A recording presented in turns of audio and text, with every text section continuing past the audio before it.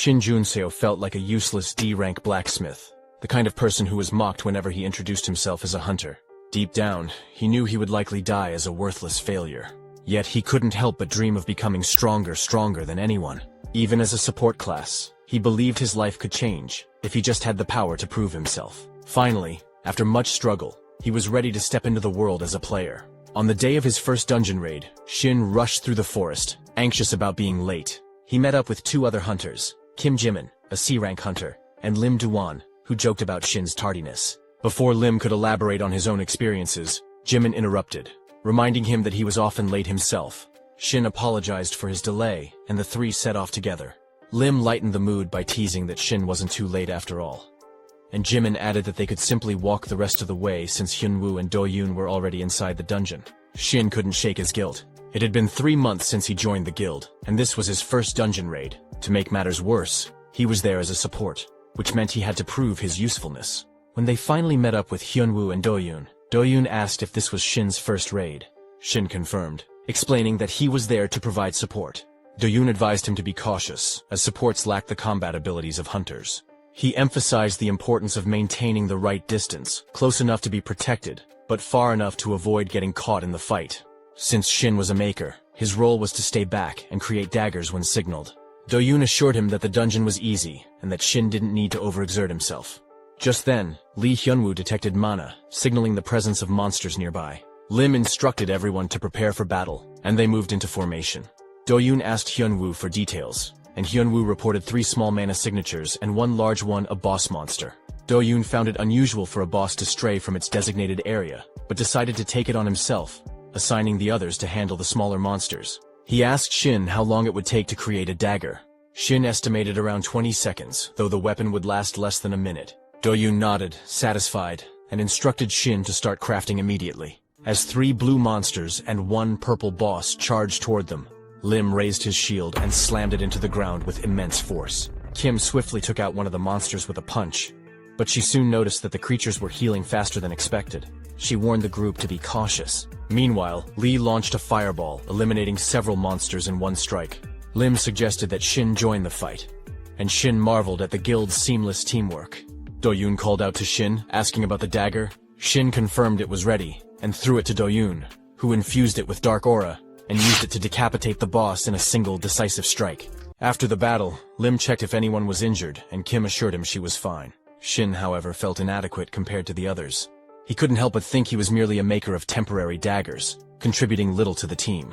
Do-yoon approached him, asking if he was okay. Shin admitted he didn't feel like much help, but Do-yoon reassured him, explaining that his skill required consuming weapons, which were expensive. Shin's ability to create daggers on demand was invaluable. Do-yoon praised Shin for his work and expressed excitement about future collaborations.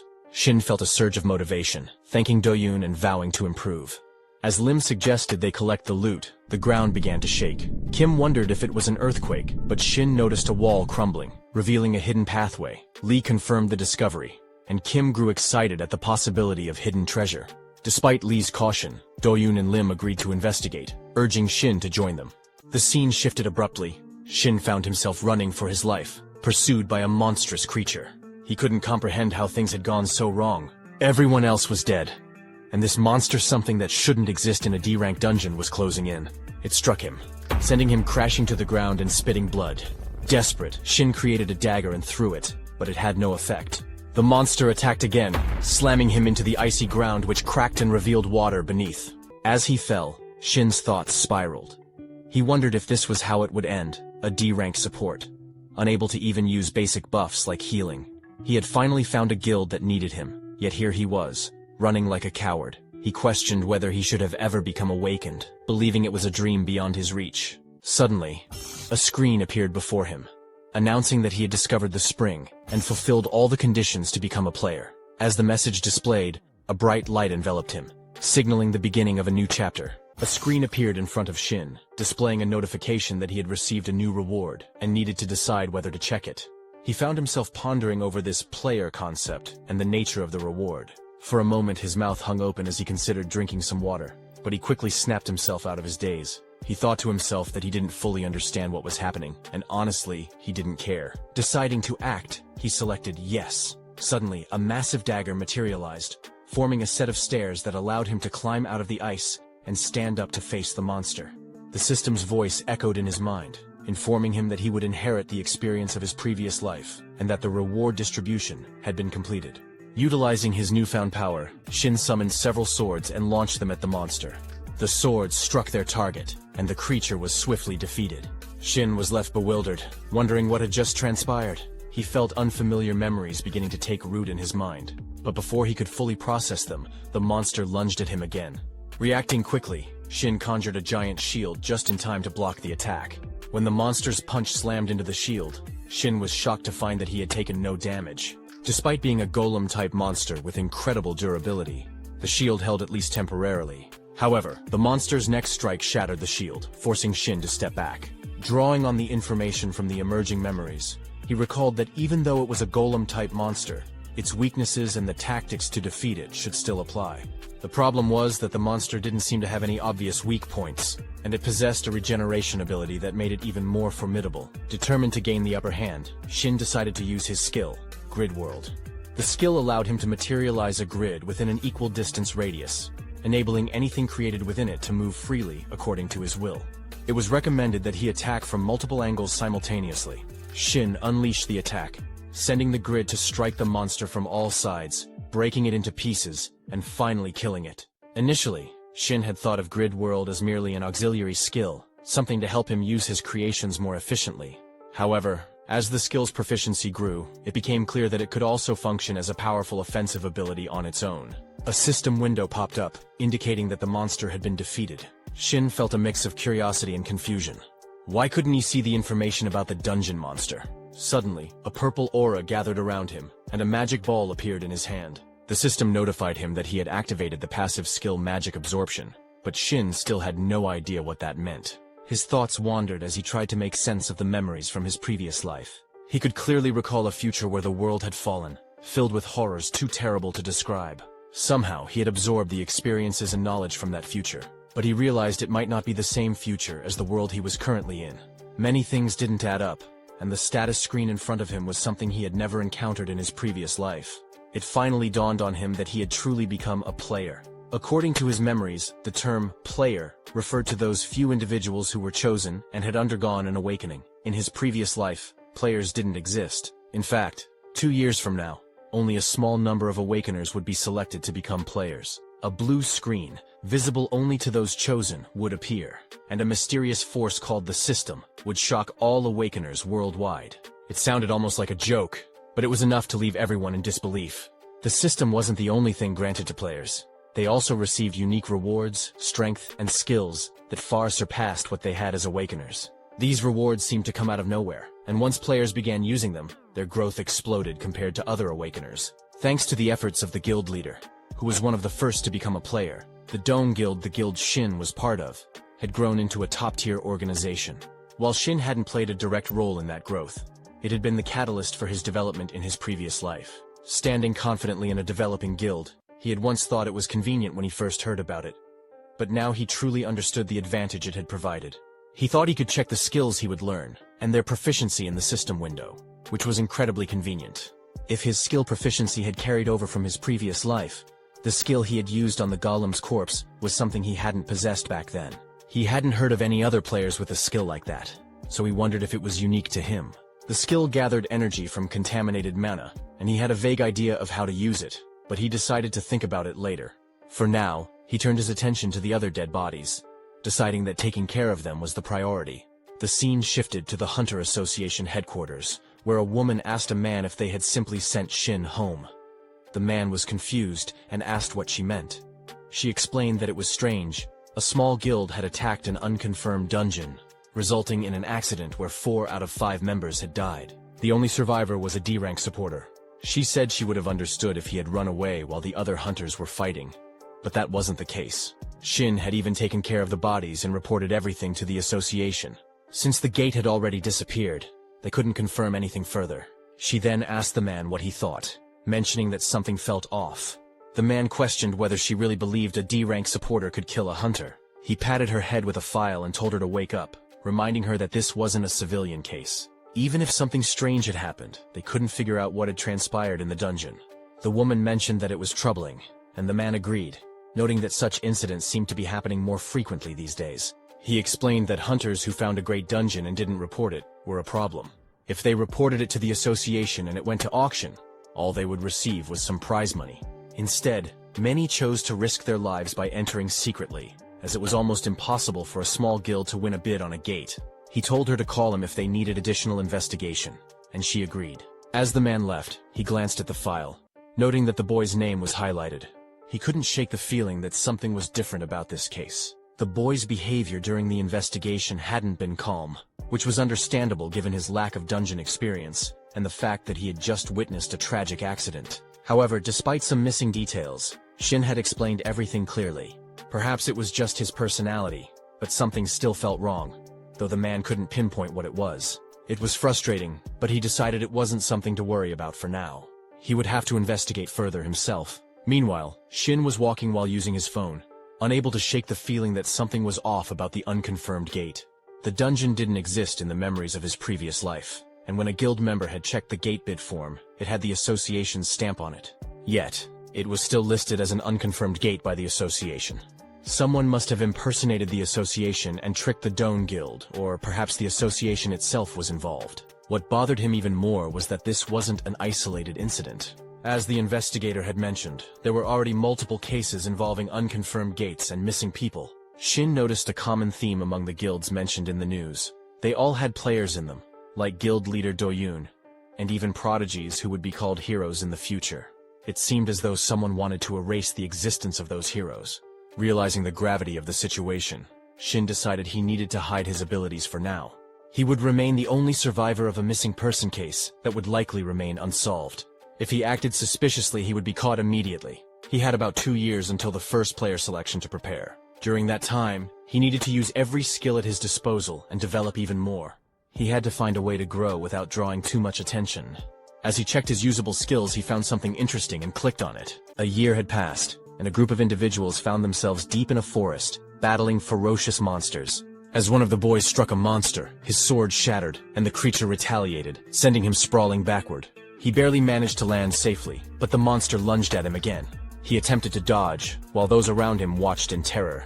It was then that they realized the monster they were facing was a Null Lord. The boy spoke up, recalling that such creatures only appeared in E-rank dungeons, and should, in theory, freeze to death. He also remembered hearing that even among D-ranked monsters, a Null Lord was notoriously difficult to defeat. The monster charged past him, targeting another member of the group. The second boy raised his shield to block the attack, but it was clear he was struggling. He warned the others that if they continued to rely solely on defense, they wouldn't survive much longer. The first boy paused to think. He remembered the grim reputation of Null Lords among low-level hunters. These creatures were not only physically strong, but also resistant to magic, which was unusual for monsters of their rank. Typically, low-level adventuring parties relied heavily on magic to defeat monsters, but the Null Lord defied this logic. Hunters who were usually confident in their magical abilities now found themselves terrified, and the price for their overconfidence was often the complete annihilation of the party. The boy realized they only had one member who specialized in pure physical damage, but he was terrible at hand-to-hand combat. His weapon had been destroyed, and he had no spare weapons left. He couldn't understand why the second boy was urging him to attack the monster when he was clearly unarmed. The boy, whose name was Yan, regretted his earlier decision to minimize the number of people in the party and include a magician. He realized now that this choice had led to their current predicament. As he scanned the area, he noticed another boy mining in the distance. This boy was also a helper, but he seemed completely unfazed by the chaos around him. Yan wondered why this helper was acting so carelessly when the rest of the group was on the brink of death. He watched as the helper's weapon disappeared and began to suspect that the boy might have some aptitude as a maker. Though he didn't expect much in terms of quality, he decided it was worth asking for help. Yan called out to the helper, whose name was Shin, and asked if he was a maker capable of crafting a sword. Shin agreed, and Yan requested a sturdy, strong sword. Shin apologized, explaining that he had joined the group as a helper, not a support member. Yan snapped back, saying it wasn't the time for excuses. Didn't Shin realize they were all about to die? Even Shin would perish if they didn't manage to defeat the boss. Shin began crafting the sword, but mentioned one condition. Once they cleared the dungeon, Yan had to forget everything about Shin's abilities. Additionally, when Yan received his share of the rewards, he would have to pay Shin the equivalent of an average support member's fee. Yan scoffed, doubting the quality of Shin's work. After all, if Shin couldn't even secure a job as a maker and was stuck working as a helper, how could they expect to clear the dungeon with his weapon? Shin laughed in response, saying it was ironic because good weapons were essential for clearing dungeons. He assured Yan that as long as they had the necessary tools, they would succeed. With that, Shin began crafting the sword. The scene then shifted to the Overkill Guild, one of the 3 major guilds in Korea. A girl knocked on the door of the president's office, and he called for her to enter. She informed him that the Awakeners Association had requested their cooperation, particularly regarding a dungeon with a rank error. She agreed with the president's assumption that, while the request appeared to be for cooperation, the association was likely willing to pay whatever Overkill demanded. The president noted that the other guilds didn't have much of a choice. The girl added that there were very few Awakeners capable of entering a gate that had been forcibly closed. The president was watching the news when he saw a report about a group of hunters who had entered a dungeon with a rank error. As he looked at the group's photo, he spotted Shin and realized he had seen him before. A few weeks earlier, a dungeon with a rank error had appeared in Sukadam, and the president had been dispatched to the area. He had dropped by the scene and remembered seeing Shin there. According to the report, Shin was listed as a helper.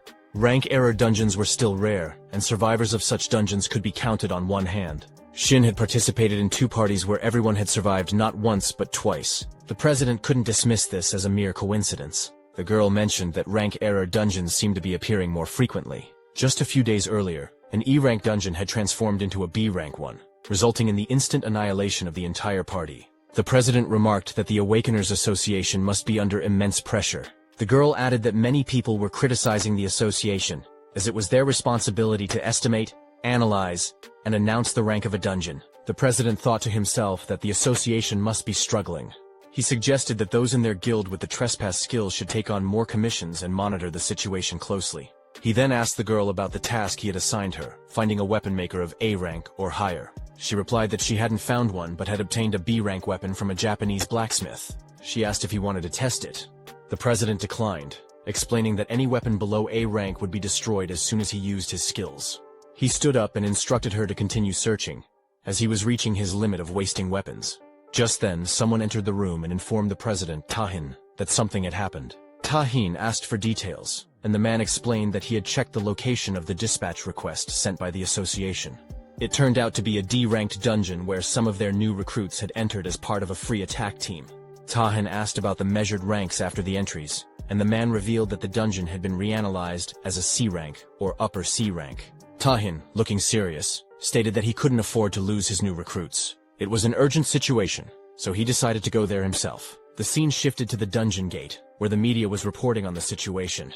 The crowd saw President Tahin, accompanied by the girl and the man who had informed him of the crisis. Reporters began asking Tahin to comment on the ongoing issue of rank error dungeons. One reporter mentioned that the association had sent a cooperation request to Overkill for the dungeon entry, and asked if that was the reason Tahin had come in person, because his guild members were part of the attack team. A woman thanked Tahin for coming and revealed that the attack team consisted of 6 hunters, 2 supporters, and 1 helper. All of them had higher than required qualifications. But those numbers didn't matter now, as the dungeon had been reanalyzed as a C rank. Tahin asked how long it had been since the attack team entered, and the woman replied that it had been almost 2 hours. Tahin stated that he didn't know how many were still alive but would do what he could. Tahin, along with Min Husu, the girl who had accompanied him, stood in front of the dungeon gate. She handed him a sword, and he used his skill, Trespass, to slash through the air, creating a flare of energy that caused a strange black area to appear ahead. The skill allowed him to forcefully push through barriers, including dungeon gates, but it only affected the user, not the surrounding area. The sword broke as a result. After handing it back to Min, Tahin told her to be careful, and she wished him the same. He then entered the dungeon. Inside, Tahin noted the humidity, temperature, and foul smell, deducing that the dungeon was inhabited by some kind of reptile. The absence of pollutants on the floor suggested that the monster had a level of intelligence. Based on the dungeon's rank, he concluded that the monster was a lizard man. As he moved forward, he crossed numerous dead bodies of monsters, using the lizard man corpses to estimate the size of the group and their fighting capabilities. He also noted the level of distress the party had been in, as identified in the preliminary report. He feared the worst-case scenario that they were all dead by now. Suddenly, he heard a rumbling sound. Moving closer, he arrived at the location of the party and saw something he hadn't expected. A monster was attacking a hunter with a sword, while the other hunters continued to battle. Tahin observed from the side, noting that the lizard men were clearly overwhelming the group. Their speed and movement indicated that they were far stronger than the hunters. He saw one of the lizard men strike a hunter's sword, sending it flying. The monster was about to attack the unarmed man when Shin appeared, using his magic to create a sword out of thin air and block the blow. Tahin, still some distance away, wondered if it was magic. How else could a weapon materialize so suddenly? He watched as Shin used his abilities to craft the sword, and their eyes met in a brief but intense moment of recognition. Shin quickly counted the people around him. When he reached Tahin, the 10th person, he remarked that he was certain only 9 had arrived. Tahin, confused, wondered what Shin was talking about. Just then, another lizard man knocked a hunter back and prepared to attack. Tahin rushed in with his sword to intervene. Shin was astonished that Tahin had come to rescue them personally, especially since he was carrying a weapon he didn't even use. Shin speculated whether it might be a sphere weapon. Tahin blocked the lizardman's attack with his sword and ordered the others to fall back. With a swift motion, he unleashed a series of slashes, creating flares with his sword that cut down the lizardmen instantly. Tahin thought to himself that he hadn't even used his full strength yet. The weapon was clearly B rank, but it felt surprisingly weak to him. As Tahin defeated the lizardman, another one appeared and lunged at him. Tahin dodged the attack, causing the lizardman to crash to the ground. Shin approached Tahin and asked if this kind of wear and tear always happened when he used his skills, commenting that it seemed like the weapon suffered serious damage. Tahin wondered if Shin was trying to pick a fight with him. Shin then called out, urging Tahin to use his weapon properly and avoid destroying any more of the fragile weapons. Tahin was taken aback when Shin materialized a weapon with a single gesture. Not only was Shin a weapon maker, but he was also exceptionally skilled and competent far beyond the average. Tahin couldn't comprehend why someone so talented was acting as a mere helper. He had heard that low-grade supporters often took on helper roles due to financial constraints. Shin took Tahin's weapon and mentioned that there would be a condition. Once Tahin cleared and left the dungeon, he had to forget everything about Shin's skills and Shin himself. Tahin raised an eyebrow, asking if Shin thought he could simply forget because Shin wanted him to. Shin replied that if Tahin didn't agree, he could go ahead and smash all his high-class weapons. Tahin considered the offer. He knew the weapon might break the moment Shin used a skill on it, but having more weapons couldn't hurt. Reluctantly, Tahin agreed, promising to forget about it. Shin smiled, saying that was great, and told Tahin to go wild. Tahin rushed to attack the lizardman, flaring his sword and breaking the monster's weapon. Shin watched in surprise, having expected Tahin to merely deflect the attack. Instead, the opponent's weapon was destroyed first. Tahin's control over his weapon was far beyond what Shin had anticipated. Shin wondered if Tahin's weapon was just that much stronger. Intrigued, Shin thought to himself that the weapon maker must be capable of manifesting at least a B-rank weapon on the spot. This was getting interesting. Shin decided to test the weapon's capabilities further. He cranked up the power, stabbing the lizardman and using a fire blast. After that, he jumped behind the lizardman, stabbed the weapon into its head, and released another blast of fire. The lizardman spat out green blood as it collapsed. Tahin stood there staring at the weapon Shin had made, now covered in blood. To his surprise, there wasn't a single scratch on it. Before he could ponder further, the newbies from his guild appeared, calling out to him. They thanked Tahin, saying it was because of him that they were alive and safe. Tahin replied with relief, noting that none of them seemed badly hurt. They explained that they hadn't been able to fight with their own weapons, but had managed to hold out thanks to Shin. Tahin turned to Shin and asked for his name. Shin wondered why Tahin would want to know the name of a mere helper. Tahin replied that they should at least know each other's names and introduced himself. Finally, Shin approached and introduced himself as well. He mentioned that he would leave the magic stones at the dungeon's entrance. The others agreed, but Tahin asked Shin to accompany him to the boss room. Shin hesitated, stating that he was just a helper. Tahin insisted, explaining that the dungeon had turned into an error dungeon, meaning no one could leave unless the boss was defeated, whether they were a helper or a supporter. Shin responded by saying that Tahin was more than capable of taking down the boss himself. Tahin countered, pointing out that, as Shin had seen earlier, no other weapon could handle his skills. No matter how skilled Shin was, it would be pointless if he just ended up smashing the weapon Shin had made for him. Shin assured him that the weapons he made wouldn't break. Tahin argued that while Shin might believe that, this was an error-class dungeon. The creatures here were far beyond the average lizardman, and if the boss was as strong as he feared, no amount of caution would be excessive. Shin eventually agreed and began moving, his steps echoing as he followed Tahin. When they reached the boss room, they encountered the Lizard King and another lizardman. Tahin suggested that Shin should disregard any previous danger levels or information he had, and focus on ending the fight as quickly as possible. He warned that if they took too long, his weapon might snap in two.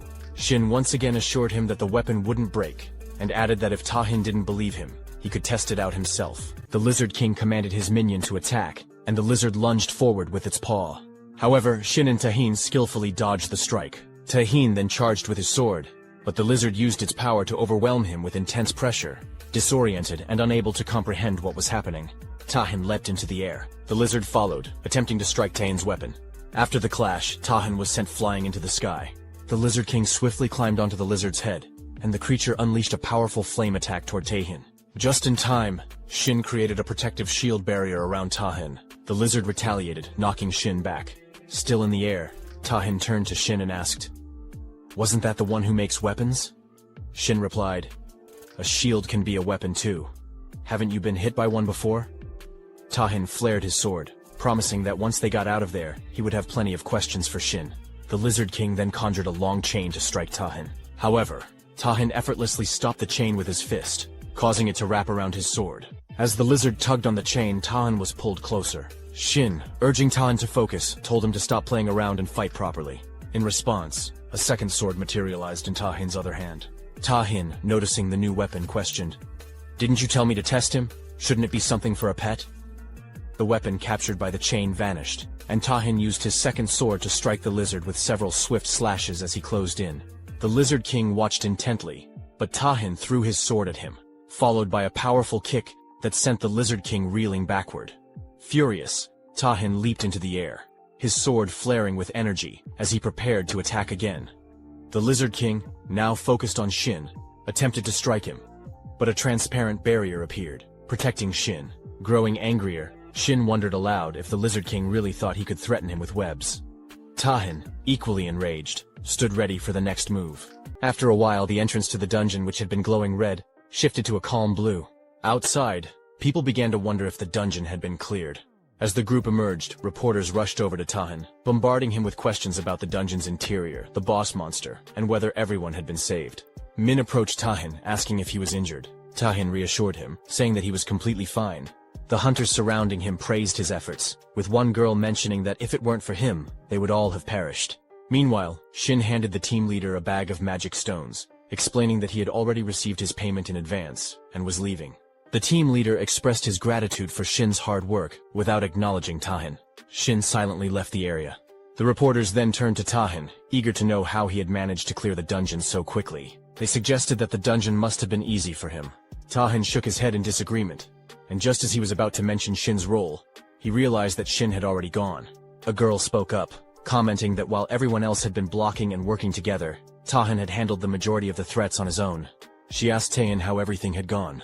A boy chimed in, expressing that all of their weapons had been destroyed, and that he had no idea how dangerous the situation had been. He added that if it weren't for Tahin, they would have all been wiped out long ago. Tahin, slightly confused, asked the boy what he was talking about. The boy explained that when it came to the weapons, it was thanks to the person who had been crafting them for the group, which allowed them to last as long as they did. He apologized to Tahin and inquired about the support who had come as a helper and weapon maker. The boy seemed unsure about the weapon maker, acknowledging that the helper was indeed a support role, but wondering if that person had any special abilities. The girl replied that she wasn't sure about that. Tahin, still puzzled, asked the others if they hadn't all seen how the helper made the weapons. The others were confused, wondering if he was referring to the pickaxe. Tahin didn't believe that person even carried a pickaxe, but he had brought it and used it, though they must have lost it along the way. Tahin then realized that the person had mined all the mana stones. As Tahin wondered what was happening, he remembered that they had all received weapons from the same person, yet it felt as if they had forgotten that fact. He recalled Shin giving him a sword and telling him to forget everything related to his abilities. Tahin then thought about the rental pay, and how the person had used a skill exclusive to an A-rank or higher maker.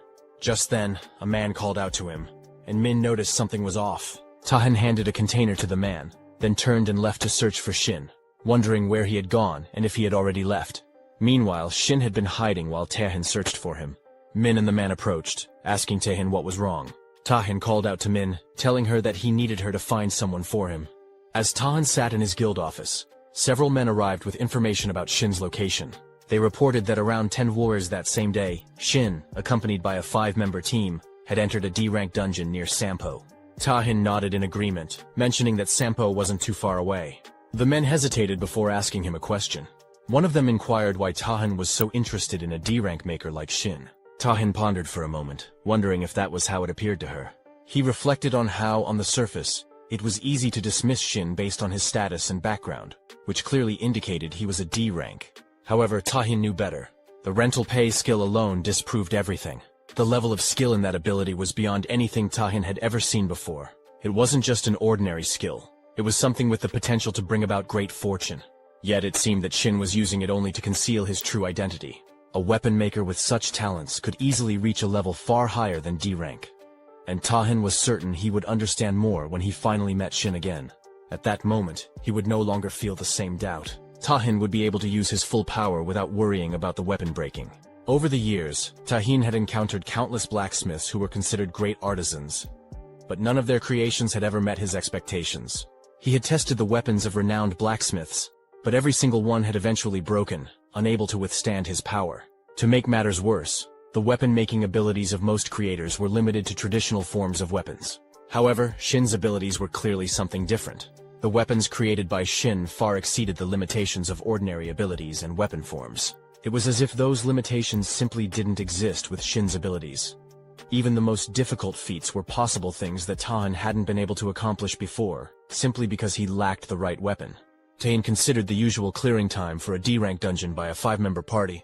It typically took around 4 hours, and they had only 1 hour left. He then turned to Min and asked about his schedule for the day. She informed him that at 7 p.m., he had a meeting with the guildmaster, Kimu. Tahin decided to leave, instructing Min to cancel the meeting, as he needed to leave ahead of time. He wanted to avoid any chance of missing Shin. The scene shifted to the dungeon, where a boy in armor had just defeated a boss.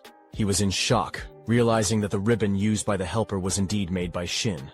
If such mana could destroy a boss weapon, Shin must surely be at least B rank. When the man's weapon shattered into 2 pieces, the boy thought they were done for. However, to his surprise, he hadn't anticipated that the person who had entered as a mere helper would possess such an incredible ability. He marveled at the quality of Shin's work, admitting he had never seen anything like it before.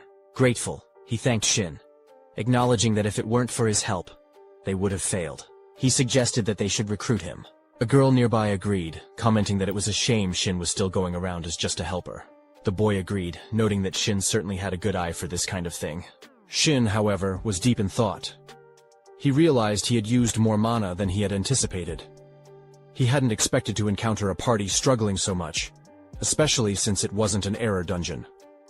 As he began collecting the magic stones, he thought that if only he had just a little more mana left back then, things wouldn't have gone so poorly. He recalled the intense heat that had filled the dungeon earlier, especially after defeating the golem. Once he had used up all his mana, the heat dissipated and never returned. The mana he felt now was no more powerful than that of a typical D-rank awakener. Still, there was relief that he hadn't encountered any major problems while crafting the weapons. Shin also reflected on how his past life memories had helped him in ways he hadn't expected. The maker's basic skill, creating, was designed to aid in the creation of specific objects. It was a highly intuitive skill, where the quality of the item created was directly proportional to the mana used. However, there was still one unknown aspect. Another method that could enhance the performance of the skill, which Shin had yet to uncover. What he did know was that the deeper his understanding of the object he was crafting, the higher the quality of the creation. The most remarkable aspect of the ability was that as the quality of the item increased, the efficiency of the mana also improved. This meant that even when using the same amount of mana to create identical objects, the quality would vary meaningfully based on the creator's level of understanding. After his hidden ability was revealed, Shin found himself reflecting on the various training he had undergone. He remembered his horse training, the material research, the lessons he received from a hunter as a support, and his time spent in the workshop learning the intricacies of crafting. Despite all this, the excitement he felt was more intense than he had expected. He continued mining, thinking that while he didn't know exactly how much better his abilities would become, he knew that in comparison to the mana he was using, the quality was improving. However, it was clear that there were still limitations, both in crafting and in using the rental pay skill. The process was still clunky, and he struggled to use both abilities effectively at the same time. As he gathered the magic stones, he thought about how expensive mana-related equipment was. That was why, for the time being, he couldn't afford to purchase any of it. Just a few more mana points, he thought, knowing that mana-related items were among the few things that could be mass-produced. He made a mental note to order more potions. Although his earnings as a helper were modest, he was still struggling to get by. No one would accept a D-rank maker as a full-time support, so he didn't have many options. But at least the results of his efforts were promising, and for that, he was relieved. He opened his status window and saw that there was only a small amount left until he reached his mana absorption goal. About 20% remained. He realized that a few dungeon clears wouldn't be enough. A single mana clear only contributed just over 1% of the total mana, and the efficiency was far too low. The only remaining option, it seemed, was to enter an A-rank error dungeon to absorb a large amount of mana at once. Entering the ranker dungeon was the only method. Unlike other dungeons, it allowed for significantly more mana absorption, which was exactly what he had been seeking. The problem was that he couldn't predict the difficulty of the ranker dungeon before entering. It would have been tough without Tahin's presence, as the previous experience had proven. He concluded that there would likely be at least a C-rank boss, and so he needed to prepare accordingly. The only way to grow as a D-ranked awakener, for now, was to focus on the rewards gained from mana absorption. The team leader acknowledged their efforts and appreciated their work. As they were leaving, he mentioned they would meet again in the future. Shin felt satisfied that he had created lasting memories with them. Just then, Tahin caught up to him and asked if Shin remembered him. Shin realized his efforts hadn't had much impact, and, in response, asked Tahin if he would believe him if he said he didn't. Tahin responded by handing him a card. Shin inquired what kind of work Tahin wanted from him. Tahin explained that he had something important to discuss, which was why he was asking for a little of Shin's time. When Shin saw the Overkill Guild name on the card, he recognized it as one of the top 3 guilds in Korea. He knew he wasn't in a position to get involved with such a prestigious guild yet, so he needed to find a way to politely decline. Shin claimed he didn't have any time, mentioning a prior dinner appointment. However, as he tried to leave, Tahin placed a hand on his shoulder and insisted that Shin wouldn't regret the conversation. Tahin assured him it would be quick, and even offered to treat him to dinner. Shin retorted, noting that as the guildmaster, Tahin must have plenty of time, unlike a low-ranked supporter like him. Tahin admitted this was true. Shin wasn't thrilled about it, but he realized he needed to gauge how much the rental fee had affected Tahin. Reluctantly, he agreed to talk for a while. The 3 of them went to a traditional house for dinner, and Shin asked what business the guildmaster of the Overkill Guild could possibly have with a D-ranked supporter like him. He suspected it was simply because Tahin had too much free time and wanted to make small talk. However, Tahin explained that, as Shin had noticed, his class was Berserker. While this granted him overwhelming attack power, it also came with a limitation. Few weapons were capable of withstanding the immense force of an Emperor Berserker. Finding a weapon supplier that could match his needs was crucial, and Tahin had been searching tirelessly. He had visited countless places, both within and outside the country. From the best blacksmiths to the most renowned weapon makers in the field, he had left no stone unturned. If there was even the slightest chance a weapon could meet his requirements, he would commission it without hesitation, regardless of time or cost. Yet, every weapon he had used until then had been unable to withstand his full power, except for one,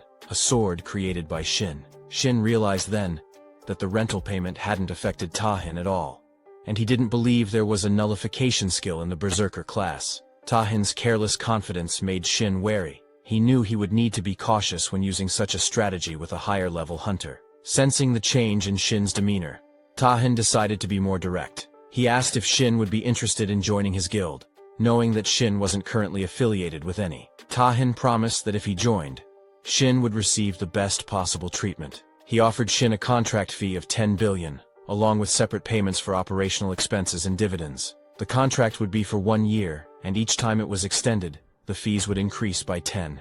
Just as Tahin was about to explain that the exact details would be in the contract, Shin quickly apologized, stating that he had no intention of joining a guild, and would have to decline the offer. With that, Tahin had nothing further to discuss. Shin stood up to leave and thanked him for the meal. Tahin called out to him once more, but Shin didn't stop. Min, who had been quietly observing, asked Tahin why he had made such an offer to Shin. There seemed to be no clear reason for it, yet the conditions were trivial.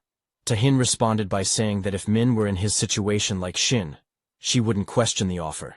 He continued, mentioning that while the weapon Shin had created hadn't fully reached his potential, it was the first one that felt like it could withstand everything he had to give. Min hesitated, still unsure, but Tahin pressed on. It wasn't just about the sensation of the weapon itself. He asked her to consider the total sum of all the high-level weapons he had destroyed over the past year. Min realized then that the guildmaster's expenses on weapons were astronomical, especially when factoring in the cost of those weapons being destroyed because they couldn't handle the pressure. If a weapon wasn't above a certain rank, his abilities wouldn't even be fully unleashed. Min then remarked that if that were the case, the contract fee Tahin offered would mean very little. However, The issue until now had been that no one, not even those considered the best in the field, had been able to craft a weapon that could withstand such power. Taehin responded by explaining that the fact Shin had this ability was exactly why he wanted to recruit him at any cost, regardless of the offer he made. As Shin walked away, he thought to himself that there might come a day when he would have to turn down an offer from one of the top 3 guilds, the Overkill Guild, and from Taehin himself. While the offer was tempting, he knew it was still too early for him.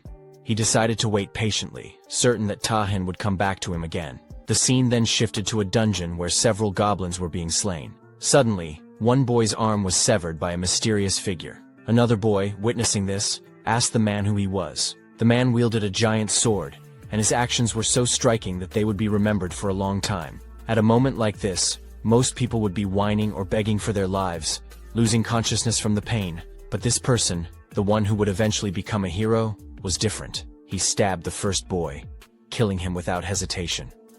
The second boy, stunned and confused, wondered what had just happened. Was the man trying to kill them all and take their trophies? The man, not concerned with such a mundane reason, responded that it wasn't his intention to explain himself. He saw it as a waste of energy to explain anything to someone who was about to die, but he would share everything if the boy managed to defeat him. So, the boy had better hurry and try. The boy realized the man was not an easy opponent. At this ambiguous distance, he would surely die.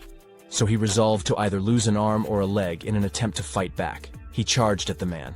But the man blocked the attack effortlessly with his massive sword, and swung it back with such force that the boy's sword was sent flying into the air. The boy was stunned. The man then kicked the boy with such strength that he was knocked back. Disappointing, the man muttered. Excited by the fight, he said it was his first hero-ranked subjugation in a year. However, to think that the boy was such an insignificant opponent was a letdown. Still, he commended the bravery it took for the boy to challenge him. The boy, now on the ground and realizing his fate, pleaded for his life. The man coldly replied that he would send the boy off cleanly, and with that, he slashed him dead. As the boy fell lifeless, the man moved forward, reflecting that he had hoped for a more challenging fight. It hadn't even served as a decent warm-up. The boy had worn an unfair expression in his last moments, but there was no need for concern. The report would make it clear that they had fought valiantly against the boss and died heroically. He tossed the dead body of the boy aside, remarking that this was a common occurrence in a rank error dungeon. He checked the collection of photos of the deceased, noting that his collection was growing, and that he lived for moments like this. The only thing that felt strange to him were the heals. The energy they gave off unsettled him. He told her to hide them for now, or at least make it less obvious. When the priestess arrived, she emerged, apologizing for the delay. She explained that she had come in haste because there were precious ingredients nearby. He raised an eyebrow, wondering what could possibly be so valuable, but he dismissed it, thinking that all those people were idiots. That's why he had warned her not to listen to the priestess and to wait a little longer. She wondered aloud about his words and asked if he was implying that he wanted to go against the wishes of the executive. He scoffed and referred to the executive as a sensitive bastard, explaining that he was simply suggesting they clean up the situation first. She offered to handle it, assuring him it was her specialty. He reminded her not to forget their promise, that she would let him face an S-rank hunter, and that was the only reason he had been associating with her. He also added that he hadn't been able to fully unleash his power yet, and wanted the opportunity to do so without any hesitation.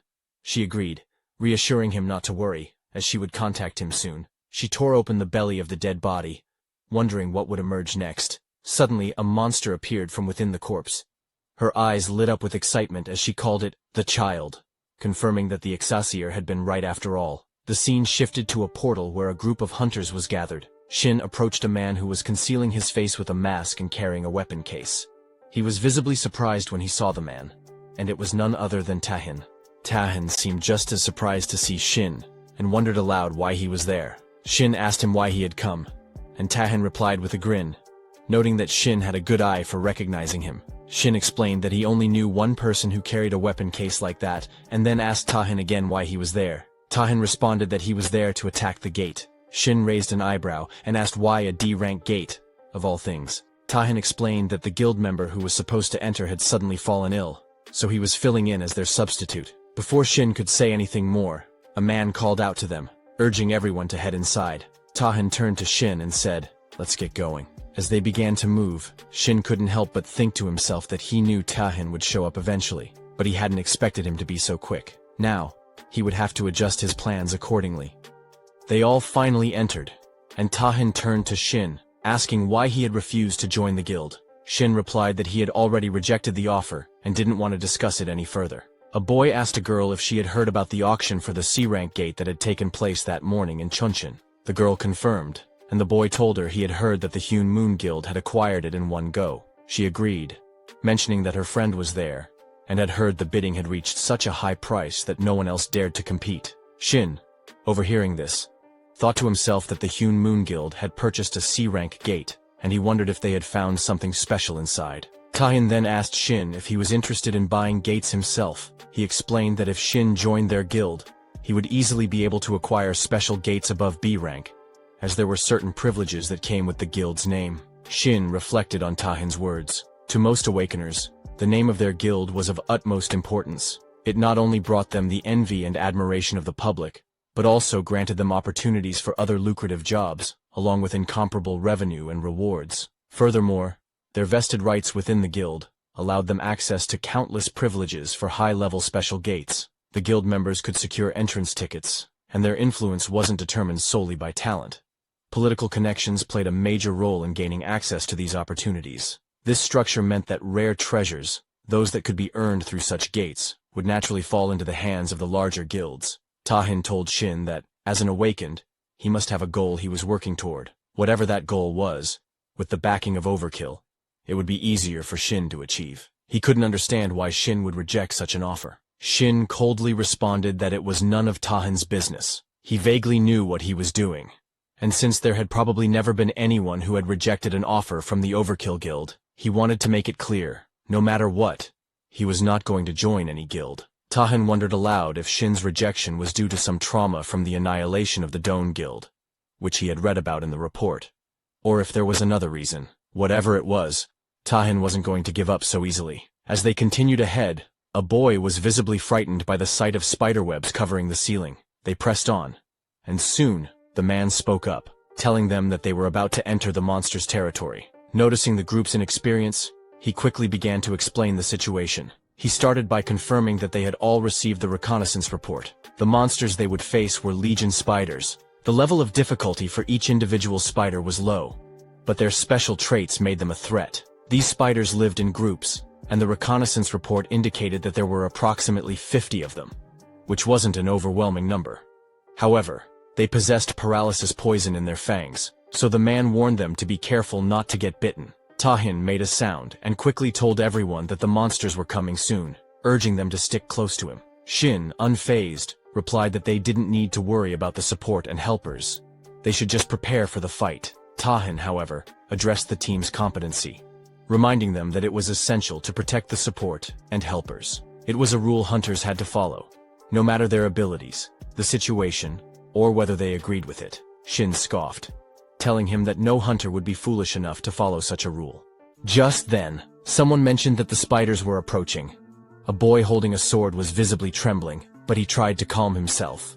He reminded the others that they could defeat the spiders if they stuck to what they had learned.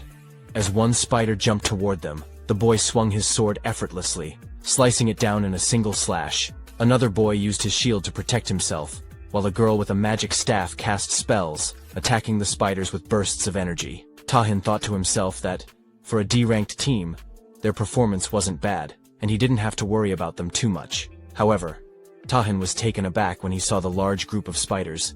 He hadn't expected there to be more than a few dozen. As the spiders rushed to attack, Tahin drew a fire-based weapon and began fighting back. He noted that the durability of each legion spider was fairly low, even among ranked monsters. He realized that even without using the blade itself, all they needed to do was release a bit of sword ki to defeat them. At this rate, he would be able to finish the raid without even losing a weapon. Suddenly, Shin heard a few hunters calling for help. The river was surrounded by a large number of spiders. The boy with the shield warned that the spiders wouldn't stop coming, and that only a few hunters had done the reconnaissance. The second boy mentioned that things were going to get rough, and the girl with the magic staff was also reaching her limit with her mana. Tahin glanced at Shin and suggested they move toward the trouble, then told Shin to follow him. Shin, however, responded that Tahin should go ahead and help while he finished handling things on his side. Tahin was surprised by Shin's reaction, but before he could respond, A spider jumped at Shin. Tahin shouted for him to get down, realizing that Shin could easily get caught up in the attack if Tahin used his sword recklessly. But Shin reacted quickly, opening his eyes and shaping his power into a square form above the spider. With a swift movement, he launched his attack, killing the spider instantly. The creature collapsed at his feet. Shin thought to himself that, of all the weapons he could currently make, the sword was the one with the greatest craftsmanship. It would be the most effective for dealing multiple hits and pouring power into them all at once, something impossible with his current mana reserves. But if he could harness his power this way, there was nothing better. Shin focused his energy, directing it like a sword, and with a swift motion, launched it at all the spiders in his vicinity, cutting them down in a single strike. Tahin watched, surprised, as Shin stood atop the head of one of the fallen spiders, his movements calm and precise. The sword had been stabbed into the spider's body, and Tahin was surprised by the wide area attack. He thought the battle must have lasted at least 10 seconds, yet Shin had managed to deal with all the dozens of Legion spiders in that short time. Tahin wondered if Shin had used materialization in the fight, but quickly dismissed the thought. After all, Shin was a talented support who would hold his own. On the other hand, Shin was wondering what Tahin was doing, and decided to go help the others. He saw that the three of them were surrounded by spiders, and the creatures were getting closer. Tahin realized the situation wasn't looking great, and they would talk properly once everything was resolved. Shin pointed to his bag, signaling Tahin to take care of the situation, as people might not believe that a helper could do such things. Tahin quickly rushed in with his sword, and started attacking the spiders. After he defeated them, a man thanked Tahin for his help, saying they wouldn't have made it without him. The man was a little surprised though, as he hadn't expected Tahin to be the guild master of the Overkill Guild. Tahin apologized for not revealing his identity earlier, but mentioned he had just been quietly investigating the dungeon. The girl was shocked by his apology. She couldn't believe they had survived because of him. Watching him take down the spiders with such skill was so cool, and she even asked if she could take a picture with him once he was free. Someone came by and interrupted, and the girl quickly saw this as her chance to approach the boy holding a lantern. Then, Shin showed up, apologizing for being late. They started collecting the byproducts as they went. After exploring the area, they found that there were no other masters around, and they figured out how to go even deeper. The boy in armor suggested that they shouldn't continue the raid any longer. It was unfortunate, but he thought they should call it off.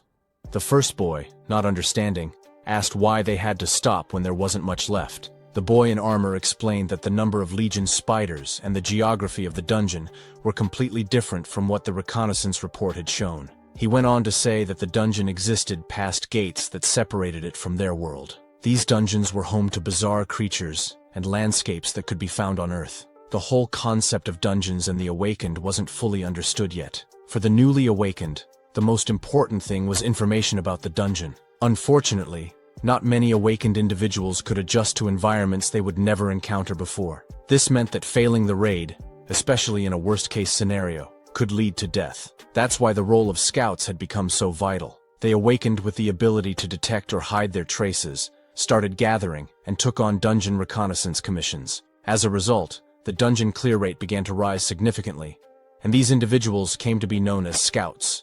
The boy in armor explained that the accuracy of these recon reports was usually above 98%, so it was unlikely that this situation was just a mistake. However, they couldn't rule out the possibility that it was a rank error in the dungeon. The second boy hesitated for a moment, suggesting that since they had Tahin, wouldn't it be okay to continue the raid? The armored boy responded that he understood the boy's desire to press on, but they had already received Tahin's help once, and if they weren't careful, they could all end up in danger. The boy, determined to clear the dungeon and with his own reasons for wanting to continue, asked if there was any other way. The girl seemed to feel the same way. The armored boy questioned if their reason was really more important than their lives. Once they entered the boss room, there would be no turning back, and he didn't want that to be the case for any of them. He suggested they exit first and report to the association. Tahin, however, said he was fine to continue. Even though he was there to investigate, he was still part of the team. If the raid's progress could help him come to a conclusion, then there was no reason not to keep going. And if he wanted to investigate further, the boss room was the place to be. The armored boy bowed toward Tahin shamelessly, thanking him for agreeing to continue. Then, he started to talk about being the leader, but Tahin just told him not to worry about him, and to continue leading as they had from the start. The boy agreed, saying, "Let's get going," and asked everyone to follow him. The five of them moved forward and soon found themselves in front of a gate. The leader, sensing they were at the boss room, said he would do a final briefing. He explained that the dungeon's boss was the Legion Queen leader with a danger level of D+.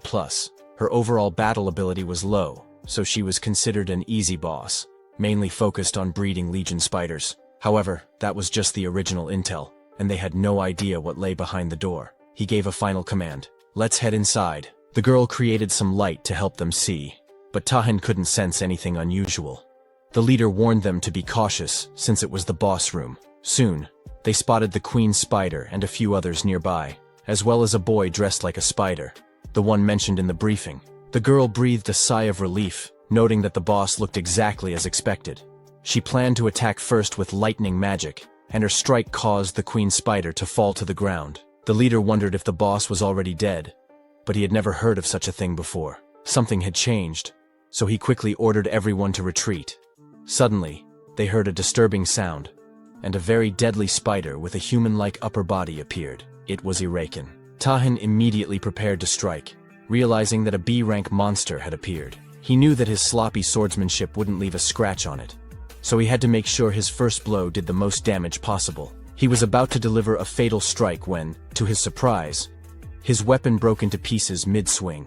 As he was flying through the air, Tahin realized his sword was destroyed, and he couldn't deliver the finishing blow. Just as the Awakens was about to attack, Shin quickly created a temporary weapon for Tahin, telling him to buy some time until he could forge a proper weapon. Shin was using up his mana, but it wasn't working at all.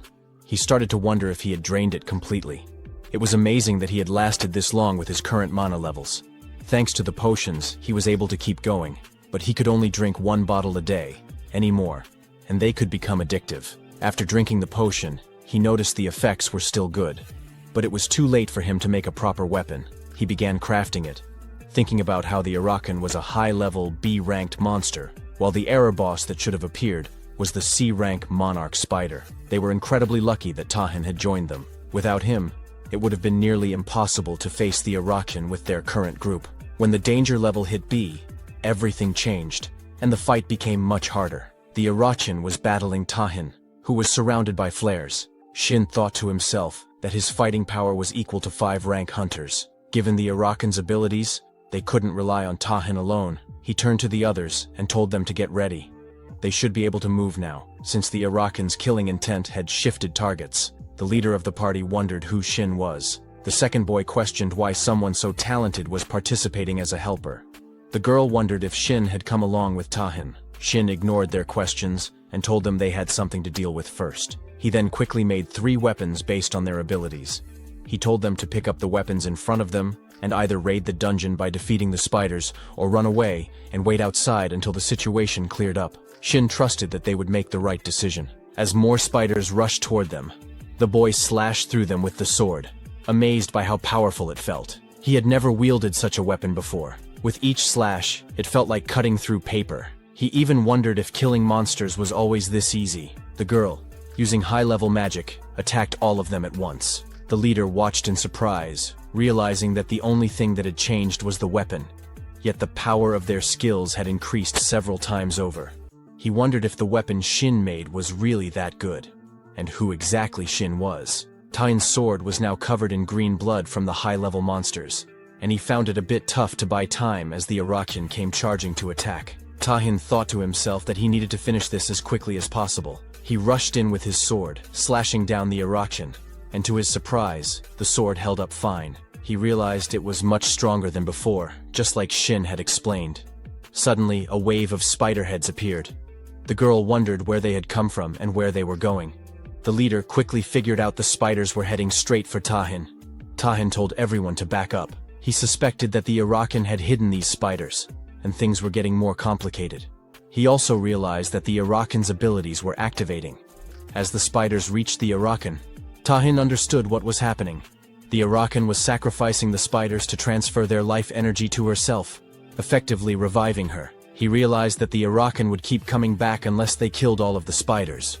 Tahin rushed in to attack again, thinking that he needed to increase his firepower and finish the battle in one blow. As the flares burned on his sword, it started to break apart, which made Tahin worry. Shin, watching, commented that Tahin was more amazing than he had thought. Even though Shin had made the sword with his barely remaining mana, he never expected Tahin to actually destroy it. Shin quickly made another sword, telling Tahin to use it. This one wasn't the single-edged sword Tahin was used to.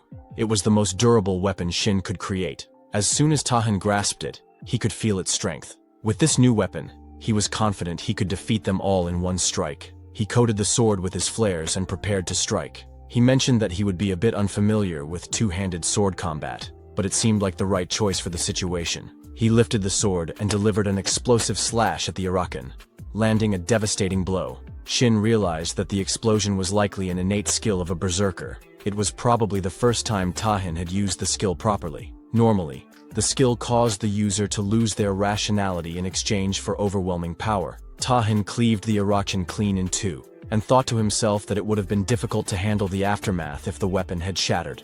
Tahin felt the danger in the situation. If he hadn't released all of his power, his rationality might have been consumed. That was the second time since his awakening that it had nearly happened. He realized he had used his skill properly this time, but it was still unsettling. As he looked at Shin, he understood that Shin was no ordinary awakened. The moment his abilities were discovered, the whole world would focus on him. They stood there, looking at the dead body of the Arakan, which radiated an overwhelming amount of mana. It was nothing like any other dungeon-era boss they had encountered.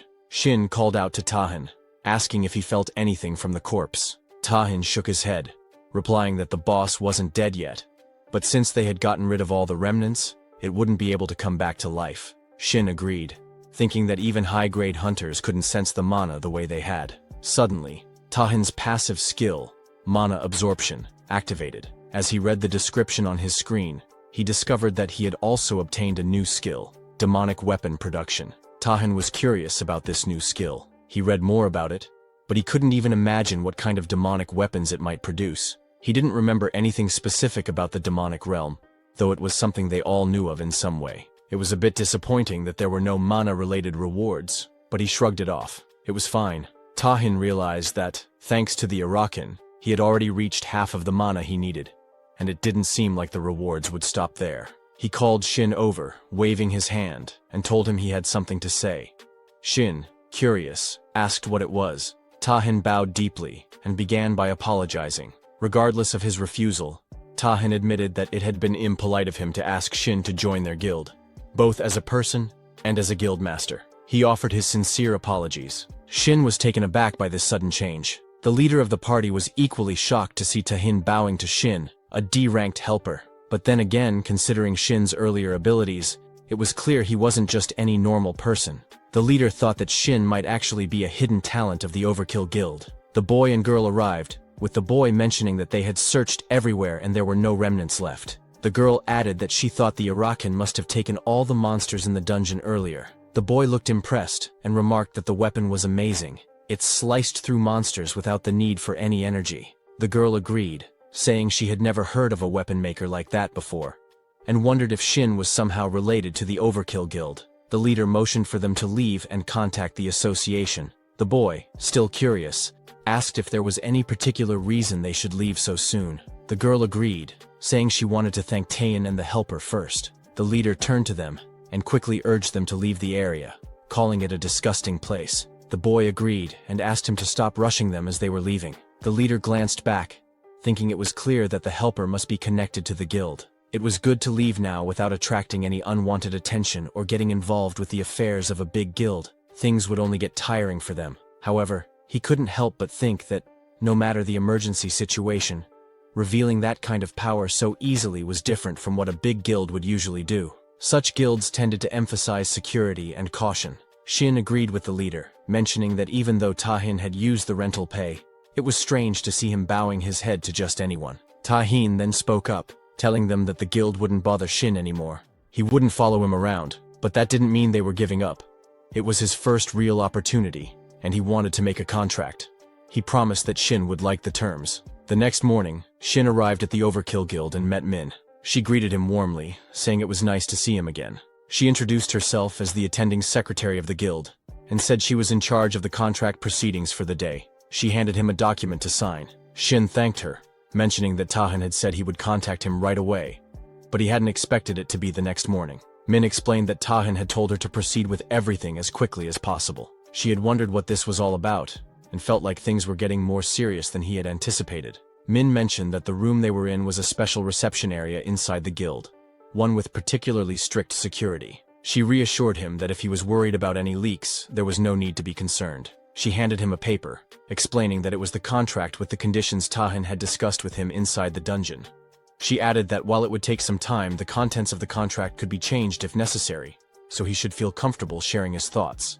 As Shin looked at the document, he realized it was exactly as Tahan had described in the dungeon, and it felt much more real seeing it organized like this. He set the paper down and told Min that there was no issue, so they could proceed. He reflected on his conversation with Tahan in the dungeon, where Tahan mentioned that he would be an unofficial supporter. Although it was just a guess, Shin now vaguely understood why Tahan had been so reluctant to join a guild. For a number of reasons, he needed to hide his true identity. If that assumption was correct, this offer could be of help.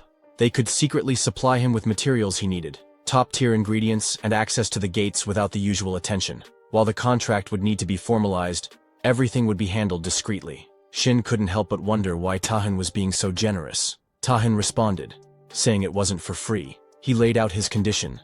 Shin would need to help him with the commissions he personally assigned. However, Tahan clarified that he wouldn't force him. If Shin didn't like the commission, he could refuse. Shin then asked, "What if I only take the support and don't help with anything?" Tahan smiled and told Shin that it was fine. The purpose of the contract, after all, is to establish a connection between you and the guild, while preventing you from joining any other guilds. Accepting the commission would simply be a token of your sincerity. As they spoke, they heard footsteps approaching, and Tahan remarked that it was just the right time. Two men entered the room.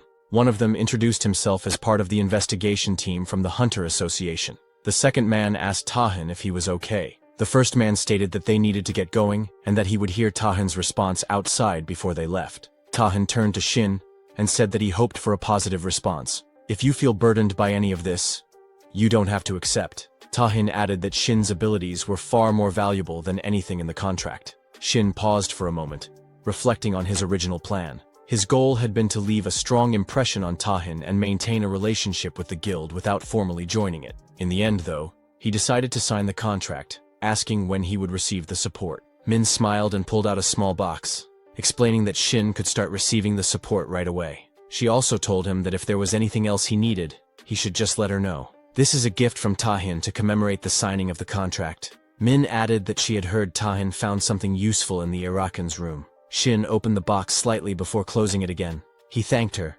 placing it carefully in his bag. He then handed her a list of the support materials he needed and asked where he could receive them.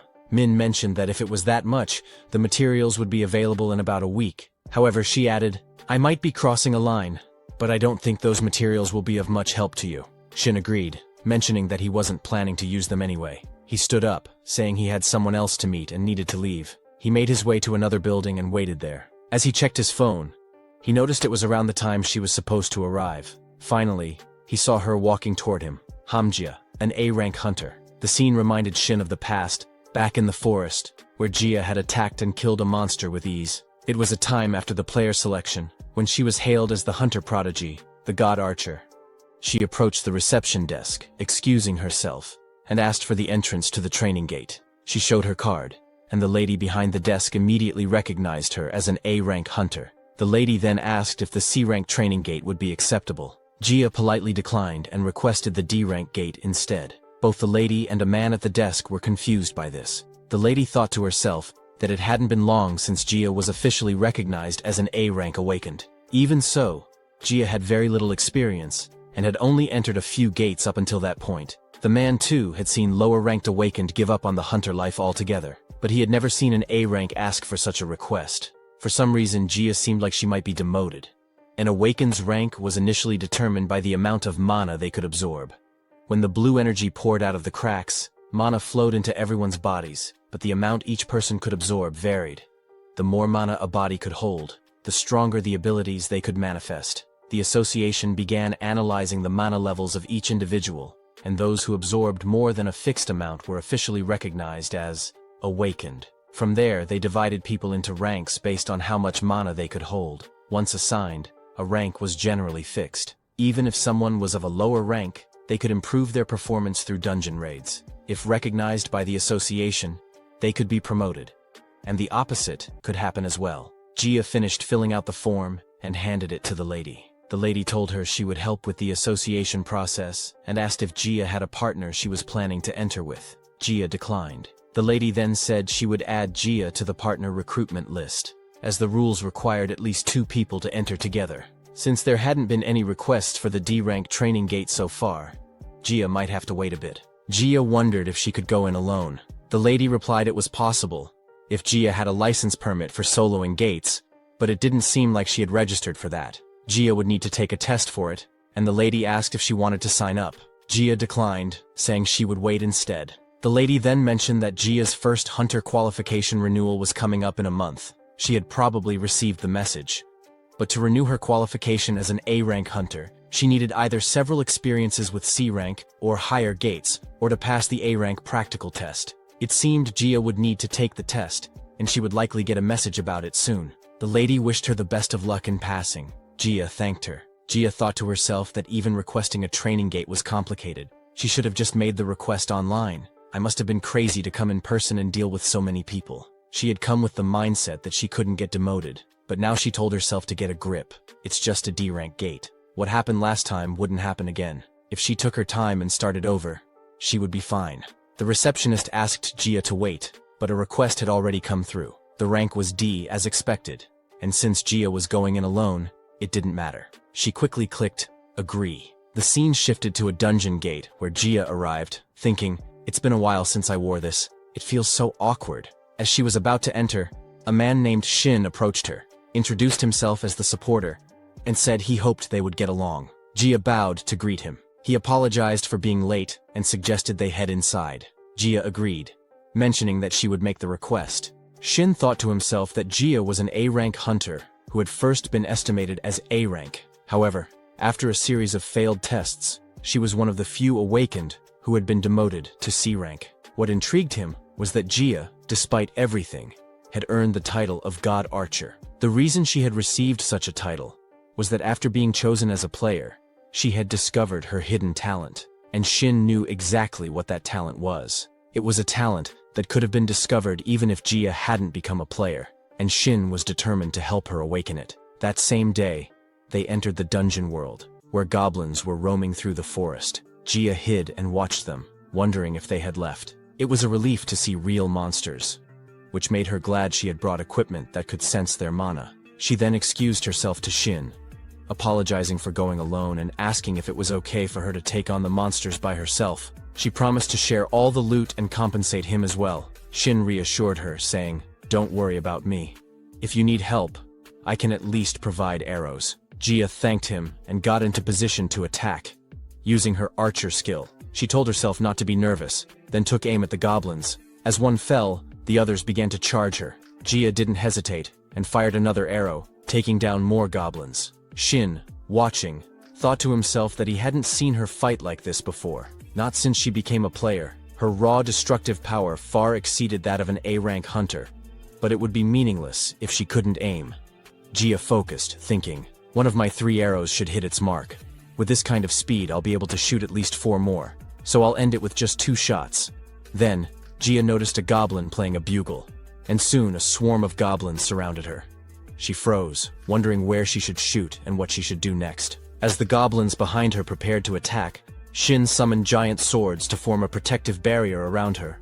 He approached her, saying, "I need your help." Jia was shocked and asked, "Wasn't he D-rank?" He nodded and explained that he couldn't last long on his own, which was why he needed her assistance. Jia was unsure what to do, but Shin moved toward the monsters, hiding behind the bushes, and told her, "Use all your remaining power to shoot an arrow." Even though she had no idea what he was planning, Jia agreed with determination. She aimed and fired a deadly shot in the direction Shin had indicated. "Did I shoot it?" she wondered. "What should I do now?" Shin smiled and told her, "You've opened the path. Now, it's time to run." Jia was taken aback, but without hesitation, they both started running.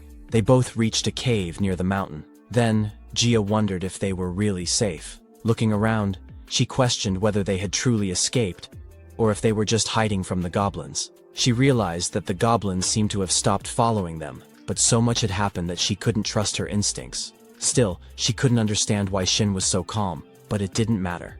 They needed to get out of there quickly. Gia mentioned that she would end things for the day and was going to give Shin all the compensation. However, Shin told her they couldn't leave yet. Since the goblins were on high alert, they would remain in the area for a while, making it too dangerous for them to leave just yet. He also thought they might have dropped the rescue player they were provided with while running, so they had no choice but to wait until the goblins left. Gia was shocked and asked, "When will we be able to leave?" Shin replied that it could take half a day, but depending on the situation, it might take longer. Gia was already stunned by the thought of waiting half a day. Shin considered it a lie. He thought the goblins would leave in about 30 minutes. They weren't monsters with that much coordination after all. The real issue was something else.